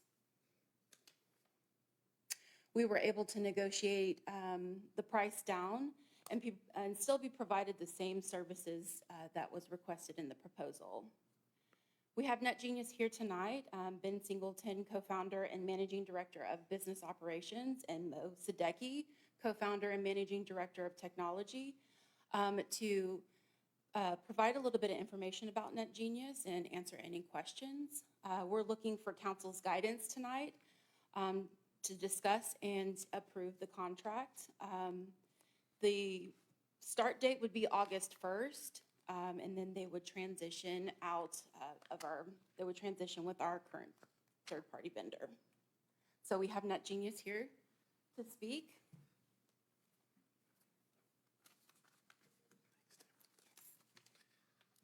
Hi, Mayor and Council. I'm Ben Singleton. This is Mo Siddiqui. We are 50/50 partners. We own NetGenius.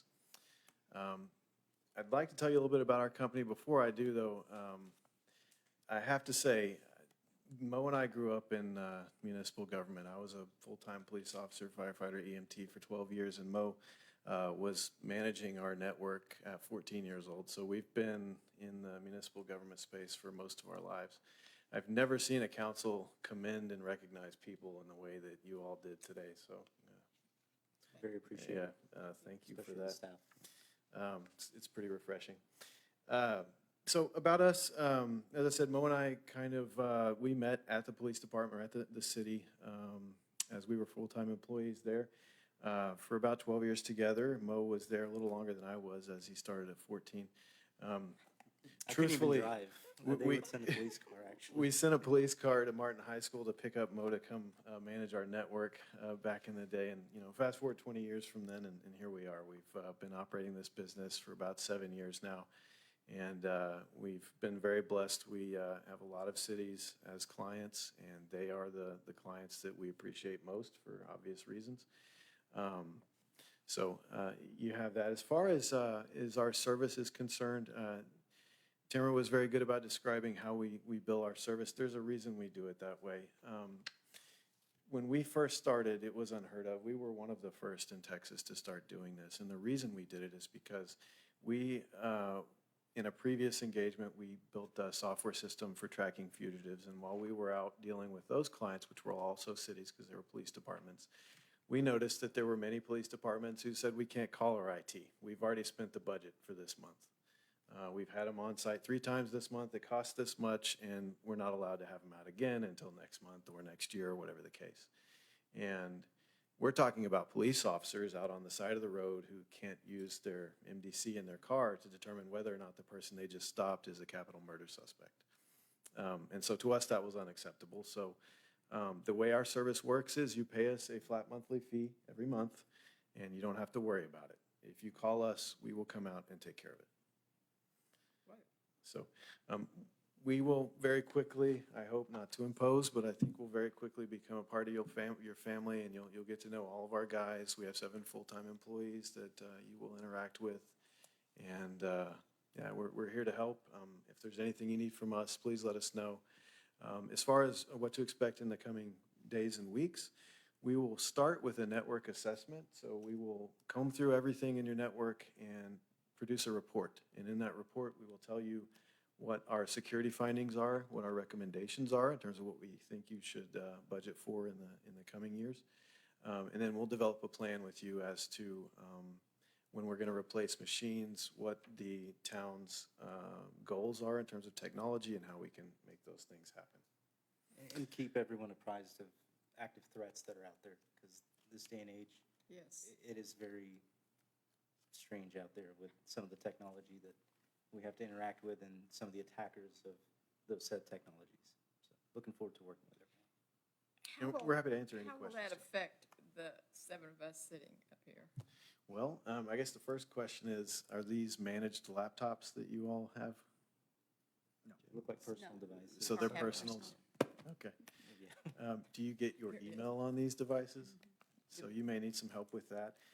Anytime you need help, we're going to give you our contact information as one of our first steps, and we'll have that distributed out to everyone in the city. We are available by phone, email, and our website. You will not have a problem getting in touch with us. I hope that our references were reached out to, and I hope that they all were honest about how quick we are to respond, because we guarantee a 1-hour response time. And you're in Arlington, Texas, so you're very close. That's correct. Yes, ma'am. That even makes it nicer. Yes, ma'am. Are any of your 7 staff closer to Trophy Club? That is a good question. No, we don't have anyone out here yet. Well, get We them have out here. houses for sale. Is that right? All right. What did you say? I said we have houses for We sale. do. We'd love to have I you. think the closest we have to you is Keller. Well, So that's not too far. it depends on where Keller's boundary is. It's, you know, there, it's everywhere, so it could be very close. Correct. I do have a question, if I may. My main concern is cybersecurity.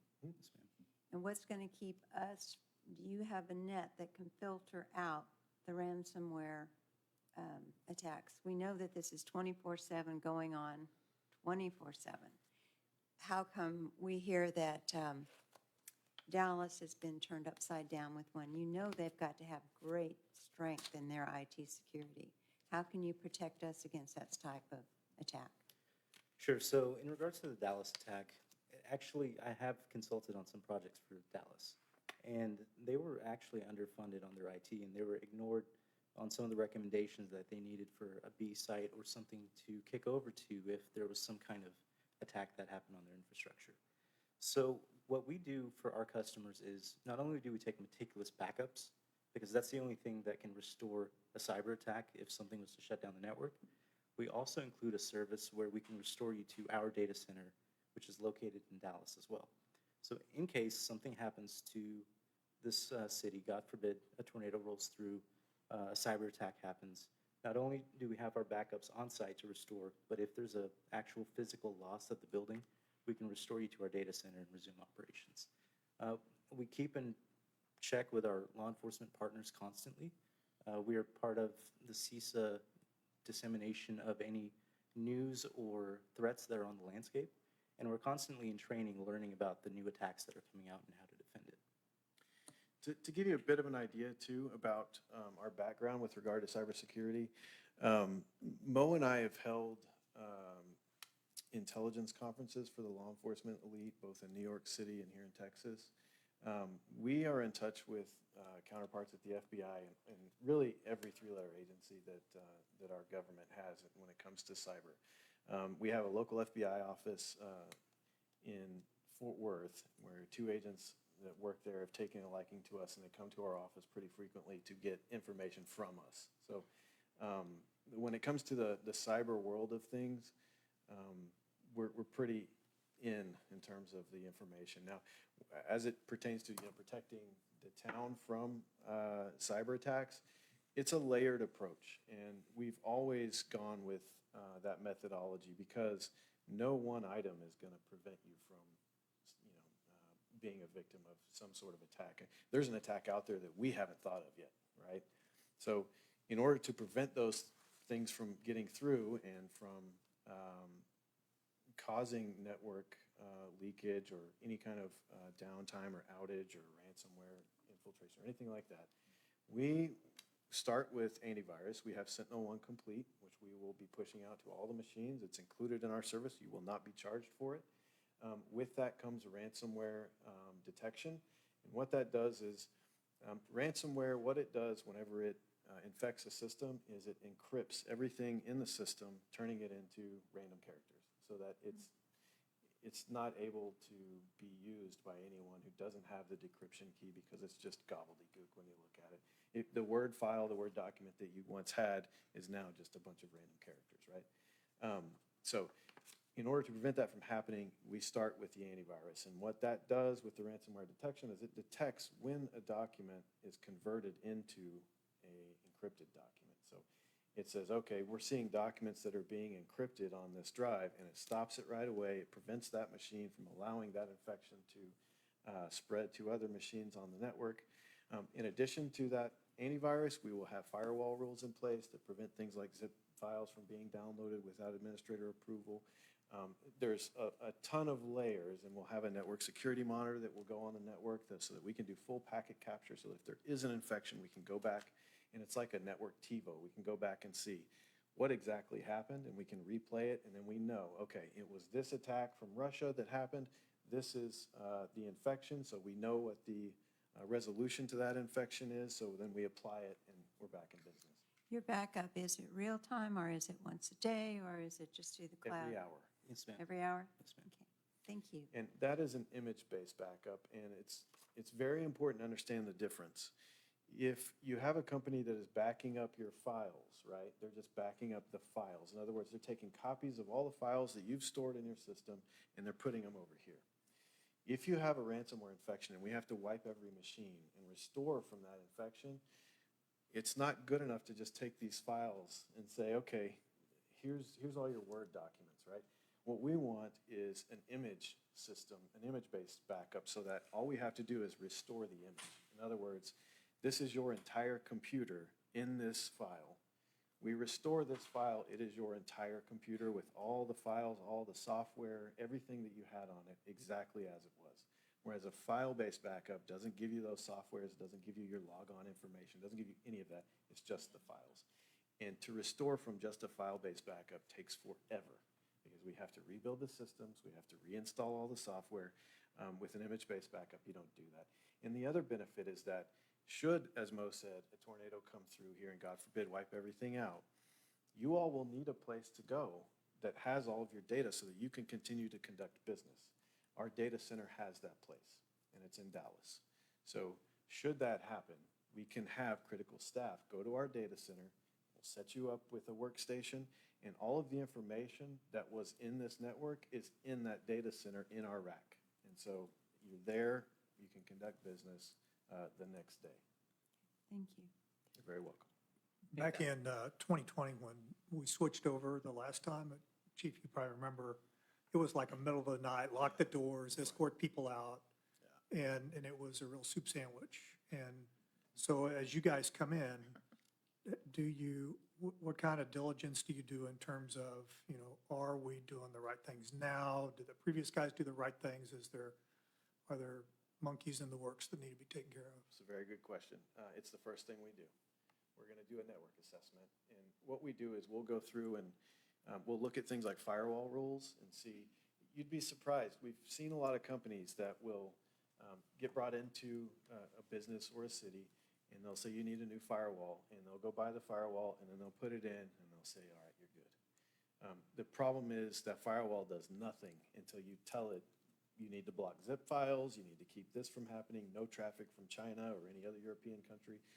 Until you give it that information with which to control the network, it's not doing anything. And so we'll go through all those rules, we'll go through all of the antivirus and everything that's on all the machines locally. We're going to replace a lot of that stuff with our flavor of stuff, but it'll do the things that you're asking for. And we can give you a list of all those things that we put on the machines, all the softwares we use. We're also going to put our remote monitoring and management tools on these systems. That allows us to patch and update the systems, in the middle of the night when no one is on the machine, and keep them, where they need to be. One follow-on question to that. Yeah, and real quick, we have a 30-day transition, so both companies will be on site exchanging, and we're setting up a meeting now, once you take action, to make sure that happens. Is the flock data part of this? No, sir. Flock data is completely independent. That goes to the cloud right from the cameras. Okay, so they never see any of that? Nope. Okay. Two quick comments, Mayor. Directed the first comment at you gentlemen. I like the fact that it's an all-in kind of contract. These plus-up contracts that we've been involved with are a nightmare. I mean, Yes, sir.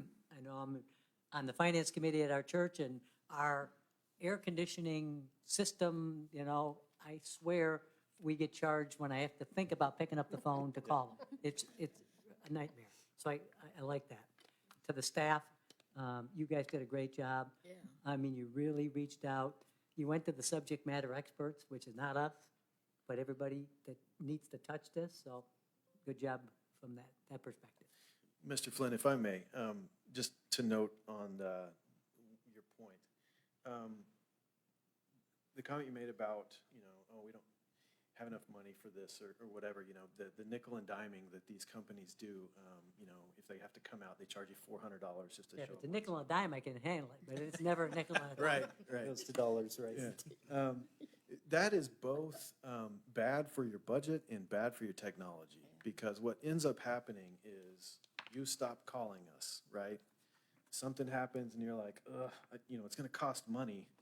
I don't want to call them just for this, and when that may actually be some type of infection. You know, it may be something as little as the keyboard's typing on its own, oh, it stopped, it's fine, and you don't call us, right? And when that happens, that infection is now spreading to other machines on the network, and it becomes a huge issue. So it's very important that you do call us anytime you need us, and the only way to make that happen is to make it all inclusive. That's a good point. I have a question. Can you give me an example or of an incident where you've had to come out or fix something, police or fire, what that looked like? How did that happen? Sure. What was the outcome of that? What was the response time of that? I think, making sure that if you are 24/365 for those particular services, what does that look like? Sure. I personally have we have an on-call rotation at our company, and the way that works is we all work, we have kind of two different shifts that we work during the day, but each of us takes an on-call shift every week. And what that means is you're answering the phone all night. And so I've personally taken several of these calls where the network goes down at a city and you hit the road, go out there and try to figure out what's going on, figure it out. We love doing it. I know you don't necessarily believe that yet, but you will find out that we do. And the reason we do is because when you show up at 2 a.m. to fix an MDC, everyone notices.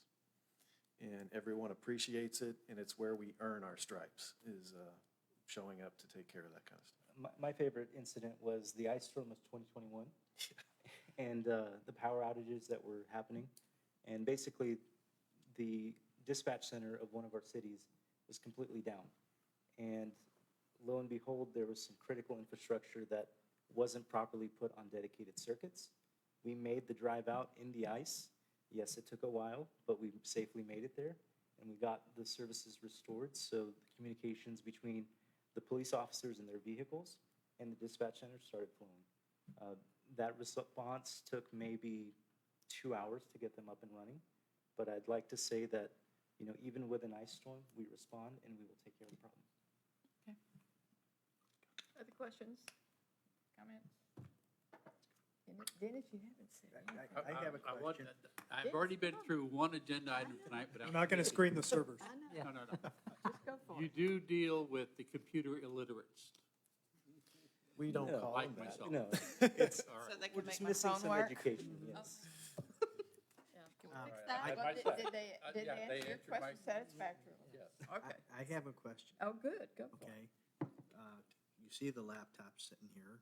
I have one, I just don't happen to have it with me. Obviously, we're interacting. Would there be any securities that would be proliferated out for that? To personal machines? Mm-hmm. It's something we'd have to discuss with administration and, of course, you all. But personal machines are hard because depending on the level of access. So if we give, for example, access to the network via a personal machine over a VPN or something like that, which does happen, we're now assuming that your machine, which we have no control over, is clean. And that is a very risky thing to do. So we will discuss with administration what is the best way to facilitate, your needs. Like, we're never going to tell you, no, we're not doing that, right? What we will tell you is, here are the risks, and here maybe is another alternative option that might be safer and better for the city. We will never tell you no, as I said, but we will tell you what the risks are.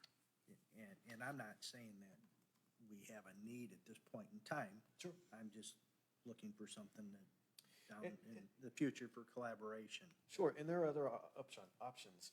We can make these machines dumb terminals, for example, so we don't care what they are. It's your personal machine that has viruses on it, that's okay, because what we'll do is establish another way for you to remote in using that machine as a dumb terminal. So, in other words, no data traverses between your machine and the network. You're remoting into another machine on the network, inside the network, and using that machine to conduct work. So there's a bunch of different ways to do it, but we'll work with you to find the safest and best way, best way. You guys sound very thorough. I just might recommend that you stay away from Councilman Beach's personal laptop, just saying here. I don't know how good you are, but. Noted. I don't have a laptop. Okay, are we, Patrick? Nope. Okay, are we ready to make a motion for the approval of this contract? Immediately, I'll make a yes. motion to approve agenda item number 14. I'll second. Okay, second by Bauer, Councilman Bauer. And all those in favor, raise your hand. Those opposed? Those abstained? Absolutely. Thank you all very much. Motion passes. We're really Thank looking you forward to very much. working with you. We look forward to, We love are you so being so thankful. close, so close. And you could, there's a house here just for you. You know, we drove into town and I mentioned something about moving here, but only Excellent. in jest. Excellent. All right, thank you very much. We Thank you all have very much. plenty of realtors. Thank you very much. Look forward to getting to know you guys. Let's go to item number 15. No, yeah. Let's move item number 15 to That's after right. the We're moving executive 15 session. down, so we're going to 16, correct? Yes, Okay, thank discuss you. the result of the MUD feasibility study. Councilmembers Deitch and Flynn. We're to the feasibility study. All right, as you all know, or may not know, Trophy Club and the city of Westlake, in conjunction with the MUD, conducted a feasibility study looking at the potential dissolution of the MUD. And we hired a contractor, independent contractor, to come in and make evaluations. And we have gone through that process, and we have been given an executive summary. And that executive summary has been distributed to all the parties. And it's at a determination point now on looking at the numbers, whether or not, as a town, we want to move ahead and initiate phase 2 of this. We were looking at it in phase 1, just looking at a hard case of the numbers and where it might stand, because the goal is to not, or is to achieve dissolution, but not cost or elevate cost for the citizens in doing so. So, and it is not an easy matter. We looked at the MUD and doing it without the fire department portion of it in the equation, because we needed to see exactly where that stood as a standalone unit, mainly because we're in the process of negotiating an ILA for the operation of the fire department services. So, Steve, is there anything that? No, there's, in your packet, we provided what was provided by Chris Eckert from Nugent. It's a very high-level summary about kind of explaining exactly what Jeff just said, where we're at. One of the recommendations down the road, this is probably be more like September timeframe, is for all 3 entities at one time to be together to talk about this. We've been together as a subgroup, but we meet as a council, we're talking about it, the MUD has done the same, Westlake may or may not be doing that. The idea is for all of us to be in the same room at the same time, in an open forum, a town hall forum, if you will, to talk about it, because we've been talking about this for a long time, years. And we need to get to the point, as Jeff says, what do the numbers tell us? Can we all agree on it? And does it make sense to go forward with the next phase or not? And I think that's what we'll know when we all get together and everybody has a kick at the can and can talk about it. And most importantly, our citizens can sit there, and if they're interested, and understand it and weigh in. So that's kind of the next step. Did you say November? September. September. Is that scheduled for September? It's not scheduled yet. It was a placeholder. Last time we had a meeting, we got to get together and, see if that is in fact the next step. And quite frankly, we got to have all stakeholders there. It doesn't do any good for us in the mud to meet if we don't have Westlake, or us in Westlake if we don't have the mud. They all got to be there. And what we have to do is we have to give chief direction on whether or not to proceed to schedule this meeting or not. And that's gonna be up Have you to us. seen the numbers? Does this look like it's from, forget Westlake and forget the mud, from the town portion? Does it seem like it's favorable to the town to do? The initial numbers that we received, okay, look like it would be a slight increase in cost. However, there was a second study that was done. There was new numbers that were provided based on a different calculation by the MUD that showed the opposite, that there would be a slight decrease in costs. Okay, now this is just taking into account water and sewer only. It is not bringing into the equation the fire department and how the fire department works and the costs associated with the fire department. So that was separated. And basically, we looked at doing a complete dissolution, and we looked at dissolution of the mud with continuing sewer service to Westlake. Okay, and then we looked at dissolution where Westlake goes on their own and the mud continues to operate, but in Trophy Club. And there's complications with that because of Westlake's position. They are part of the mud in that specific area. I think it's 47 homes and several businesses, okay? And they were involved in it when the upgrade to the sewer system or the sewer plant was done. So they have to participate in that repayment portion. So this is an extremely complicated matter. And then when we get done with the complicated part of the water and sewer, then we have to look at how the fire department would react. So what we need to do is we need to make a decision tonight on whether or not we wish to continue to pursue this. Go ahead. I'm just wondering, let's hear from the MUD. Do they want to pursue it? And if they do, then we respond. Let them step up to the plate and say, okay, we want a meeting. And Now, then we respond. let me address that, Mayor. We are, since day one, we have, as the town, have been kind of driving this effort. The mud's been part of it, but again, it was kind of the town that brought all three parties together. And I think we have to continue to drive to drive the progress, to have the meeting, because this meeting is going to tell us everything. We're going to be at a critical point with everybody there that says, we're either going to continue to talk about this or we're not. Because right now, we're talking, they're talking, somebody's having a meeting, somebody's not. We've got some data. We need to all get together, in my view, sit down at one time, talk about it, and either move forward or cut bait and let's move on and worry about the other things of the town.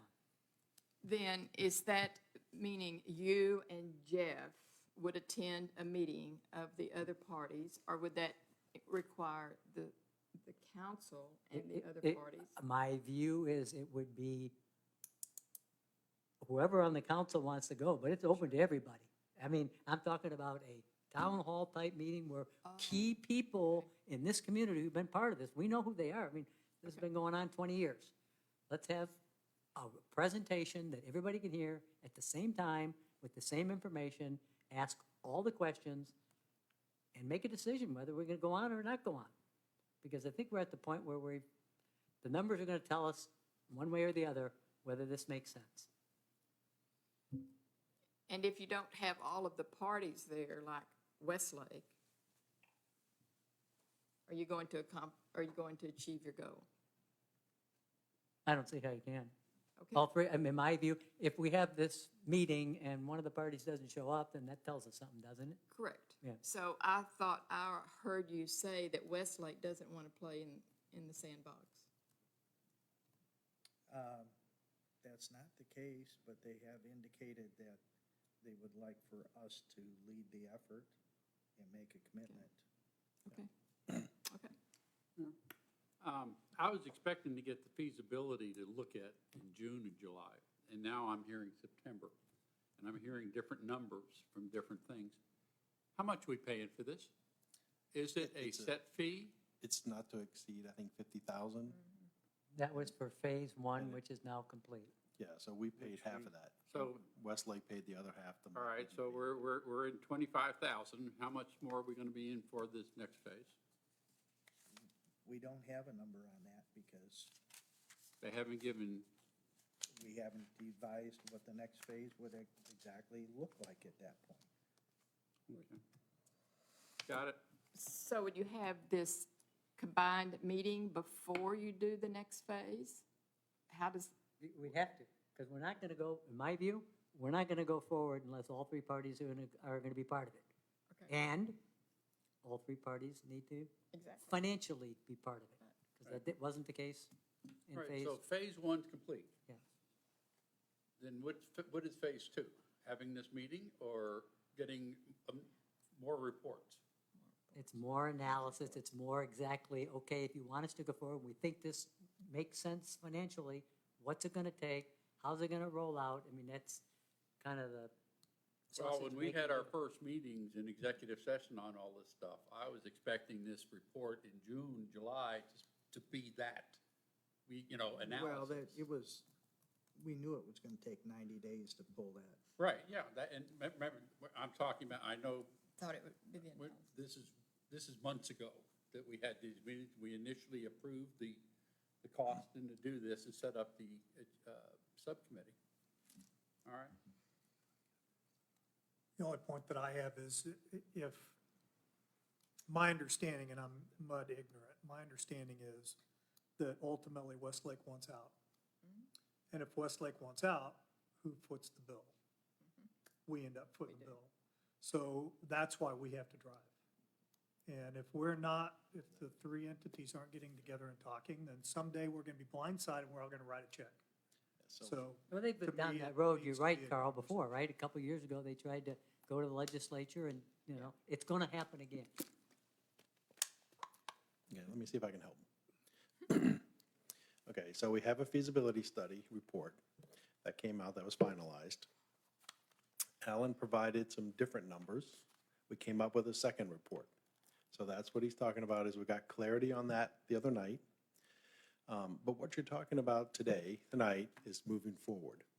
It does take all three entities to take action to dissolve the MUD. Okay, they have to vote, you have to vote, and Westlake has to vote.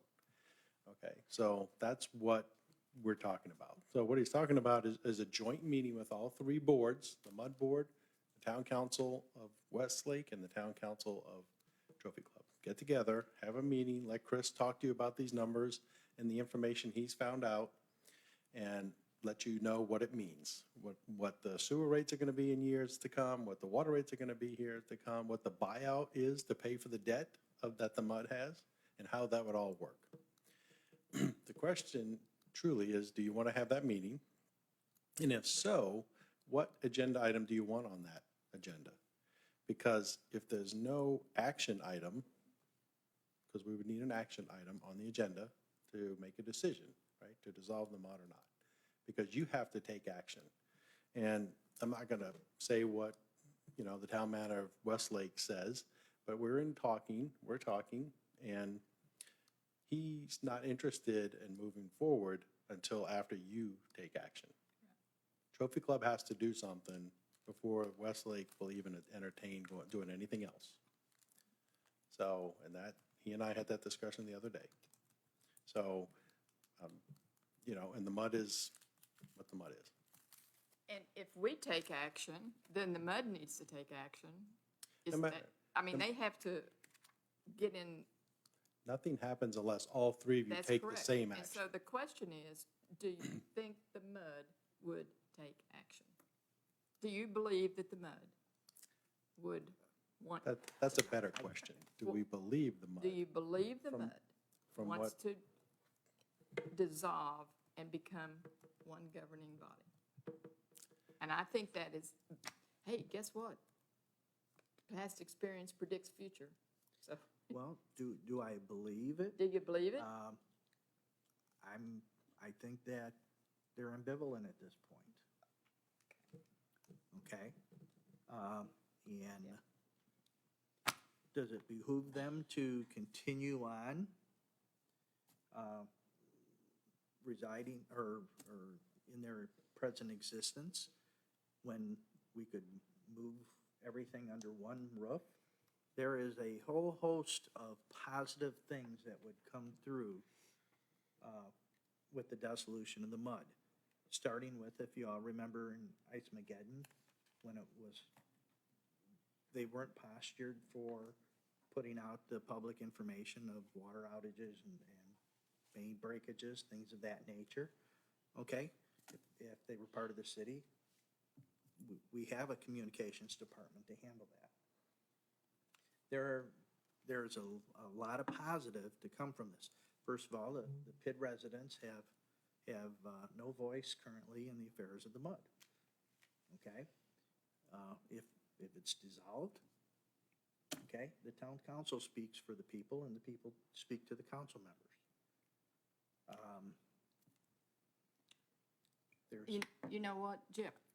We all believe that. However, if the mud does not want to work with it, it doesn't make any difference.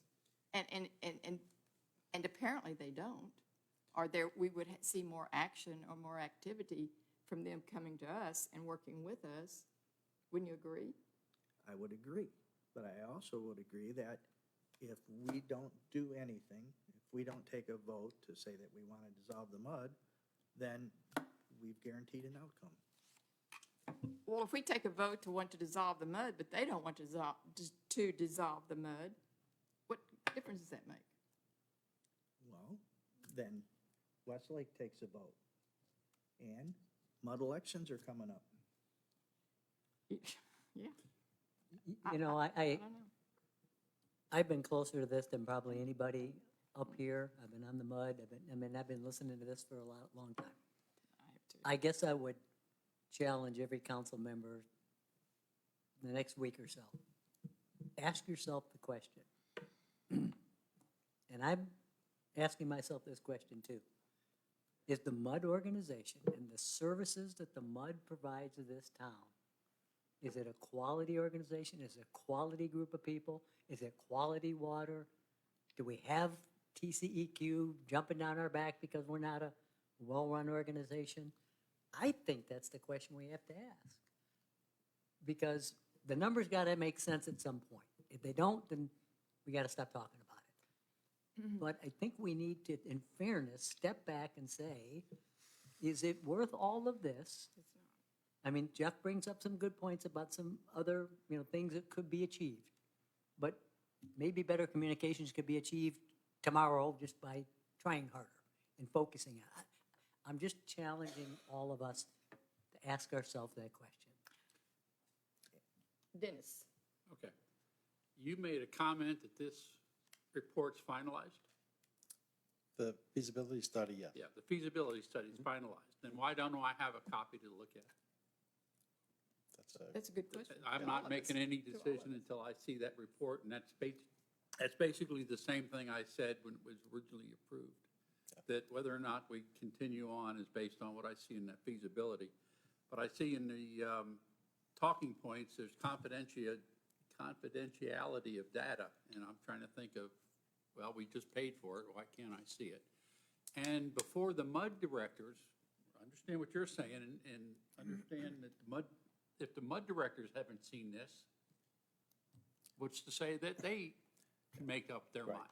They they've gotten basically the general information you just got from that executive summary. And And that, I that's will go nothing. back, I Excuse will me, go, That's nothing No. compared to, I want to see the report. right, yeah. And I mean, my recollection of the ending of that meeting was there was a delay because Alan said, I got some new numbers for you. And I think that delayed it, but I think the delay is wanting to get everybody to get it so they all hear it at the same time. So, but we'll go back to Chris and ask, you know, if there's any complications, and we'll talk to Dean about that. Okay, because I agree with, I agree that we should try to dissolve it, but the question is it financially feasible? And that's what I thought the feasibility study was going to tell me. If I may, that was also my understanding, that this is a strong organization. They provide great quality. We've got a great water treatment plant. They're strong and they're reliable and they're dependable. Now, granted, there's some communication issues that we face, but as far as an organization, they've done a great service. But what we were going to look at was the numbers. Did it make sense financially for our system to integrate town operations in the mud? You can call it dissolution, you can call it integration, where the town would take over the operations. Does it make sense financially, fiscally, for our citizens? And I think that's what it boils down to. Does it make financial sense? And we have not gotten that answer. We're hearing about this final report, but other than maybe the two on the subcommittee, I don't think any of us have seen any numbers. So how can we even give you direction if we don't know if it makes economic sense? I agree. Do you want to answer that question? Well, I agree. So the thing to do, if I'm hearing correctly, Chief, is at our next meeting, we need to bring those numbers forward, or we need to send them so they can see them. Yeah, well, what I'll do is I'll contact Chris. So let me just ask you this. So this is just a discussion about direction. Do you have any interest on having a multi-jurisdictional meeting with the possibility of other people not showing up? Because if you don't, then I don't see why you just don't hand you the report. Because we're not going to take, yeah. I mean, you don't have to make that, we can see the numbers. I mean, we know what the answer is. He told us. So. You know, past experience, now this takes it way back, but when we did the Blue Ribbon Report, we met right over here at this church. The mud did not show. Their attorney showed, and that was it. Right. Yeah. Not one mud member. And we spent 4 months on a Blue Ribbon study. Well, now, I'm not denying the fact that we don't want to integrate. I'm just giving you past experience, and that was what happened. I can tell you the odds of the mud showing up for this meeting are pretty good. Yes. Well, whether But they Westlake- show up or don't Westlake- show up, or Westlake shows up, I mean, that's over here. What I'm hearing very clearly is you all need to see what we have seen so far, spend time looking at it, so you can make a determination as a council member whether to say yay or nay going forward, right? Okay. Yep, we'll get Fair that enough. report out to you. Okay, so that will be, first we'll see the numbers before we give direction for the next step. Yep, Is that what y'all are saying? yep, we'll send out the report and then we'll put it on the next agenda item. Okay. Good job, Jeff. Or you might take some time to read it. Okay, thanks very much. Number 17, discuss the establishment of a public arts committee, commission, or board.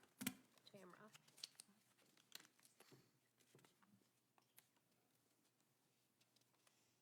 Mayor and council. So during the workshop on June 27th, council discussed that they wanted to transition the public arts subcommittee into a boards and commission appointment. In the agenda packet, there's a boards and commission handout. The handout discusses a brief description of the 4 major categories that define the Town of Trophy Club's boards, commission, and committee. As council continues to discuss the avenues for establishing a public arts commission, there is also a suggested scope of work and purpose statement to illustrate the potential use for the board, commission, and committee. Staff is prepared to place this on the next agenda item to take action after you discuss. Okay, I'll open up the discussion. This is something that has, again, evolved because of different input from the community. And it also supports our statutes. It also supports what we want our town to look like. And so I did a little research and found that other towns have art and culture commissions, small ones, big ones. And in this, we can place various different aspects of it. And one, I will just say to you, one of my friends in Trophy Club is a poet laureate. And he wanted to have a poet laureate for the town of Trophy Club. That falls under a culture piece. So in addition to that, there were a couple of other items that came up, and I thought, okay, so what we need to do is to look at Art and Culture Board.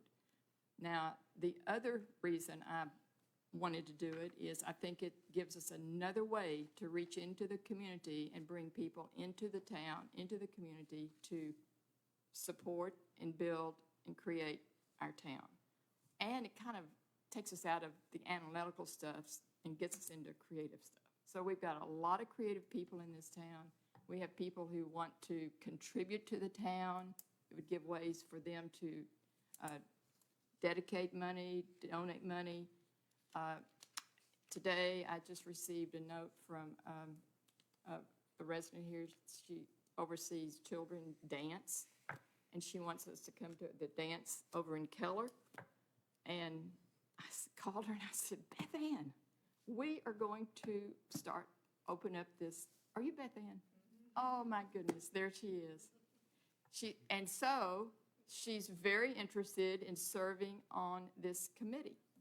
And that's what I'm hoping that this would offer us. And so Luann is helping to oversee this, but that's how it started.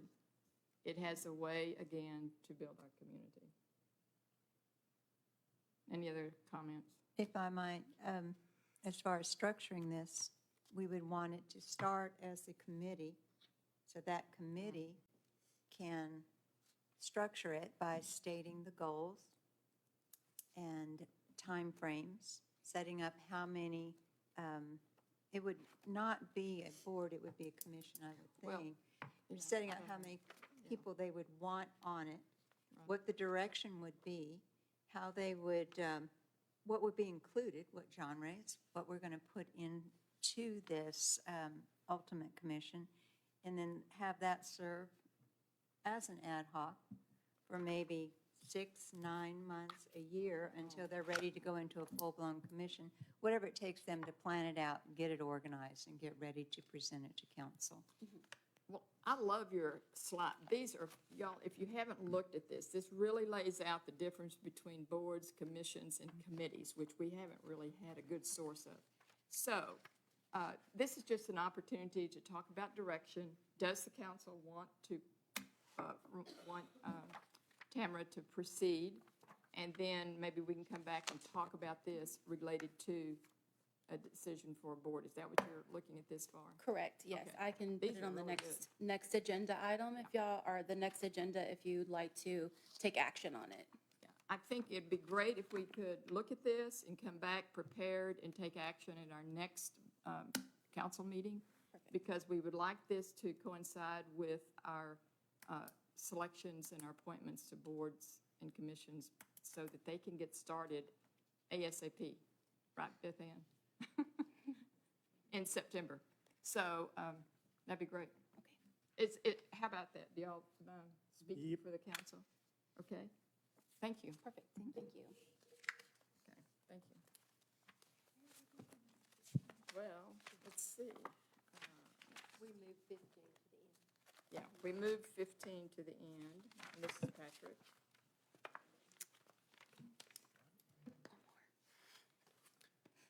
Mayor, council, future agenda items.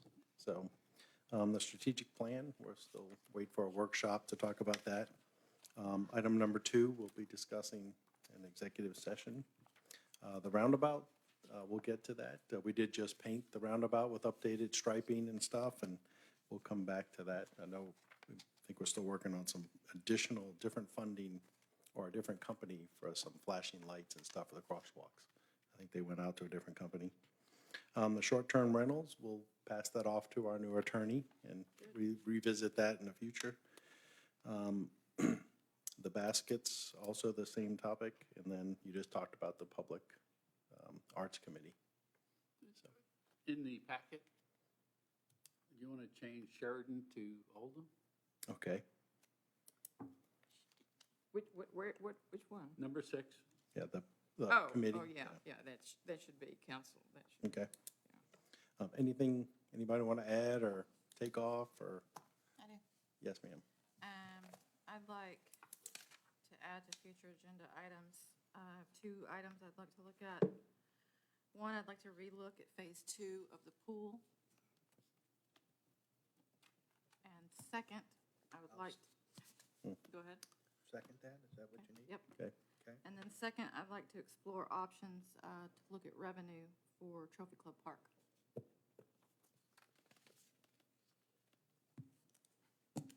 Okay. Back, if, phase 2 of the pool, anything particular are we going to be talking about, or the whole project? I'd like to look at the whole project, slides included, Okay, finances, and relook at that as a whole piece. okay, And yeah. and we'll maybe have to- look at maybe need to look at the Parks Board and where that sits with them, but we should look at that again. Okay, yeah, that one, we'll have to do that the next meeting because it's Yep. scheduled to start I know. very soon. Okay, we'll bring that back. Anything else? Anything? Good? Let's go in short term. Okay, thank you. Okay, let's see, Terry, would you please read?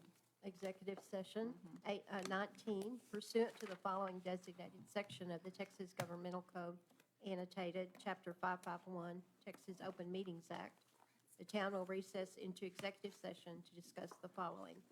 A, Section 551.074, personnel matters, to deliberate the appointment, employment, evaluation, reassignment, duties, discipline, or dismissal of a public officer or employee.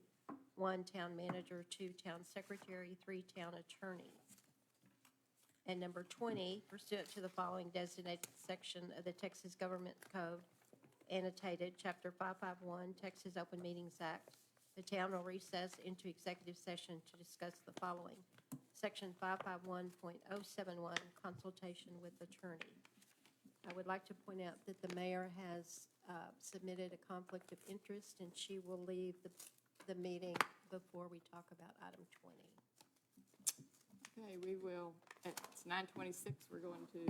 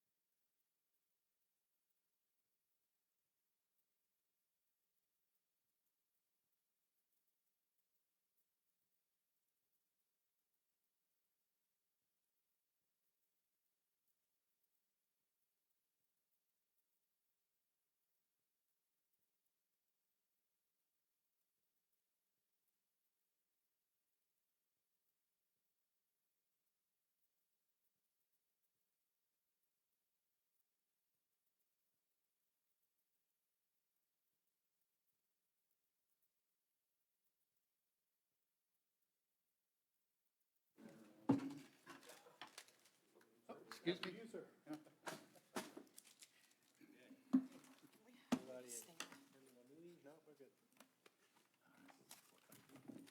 Everybody back? It is 11:10, and we're back in regular session. Anybody want to make a motion? I'd like to make a motion. The motion is to direct staff to select and enter into a letter of agreement for legal services with TOS Law Firm and appoint Dean Roggio as town attorney. Second. All right, any Sorry, discussion? who seconded it? Carl. All right, any discussion? No discussion? Vote. All those in favor, raise your hand. It is unanimous.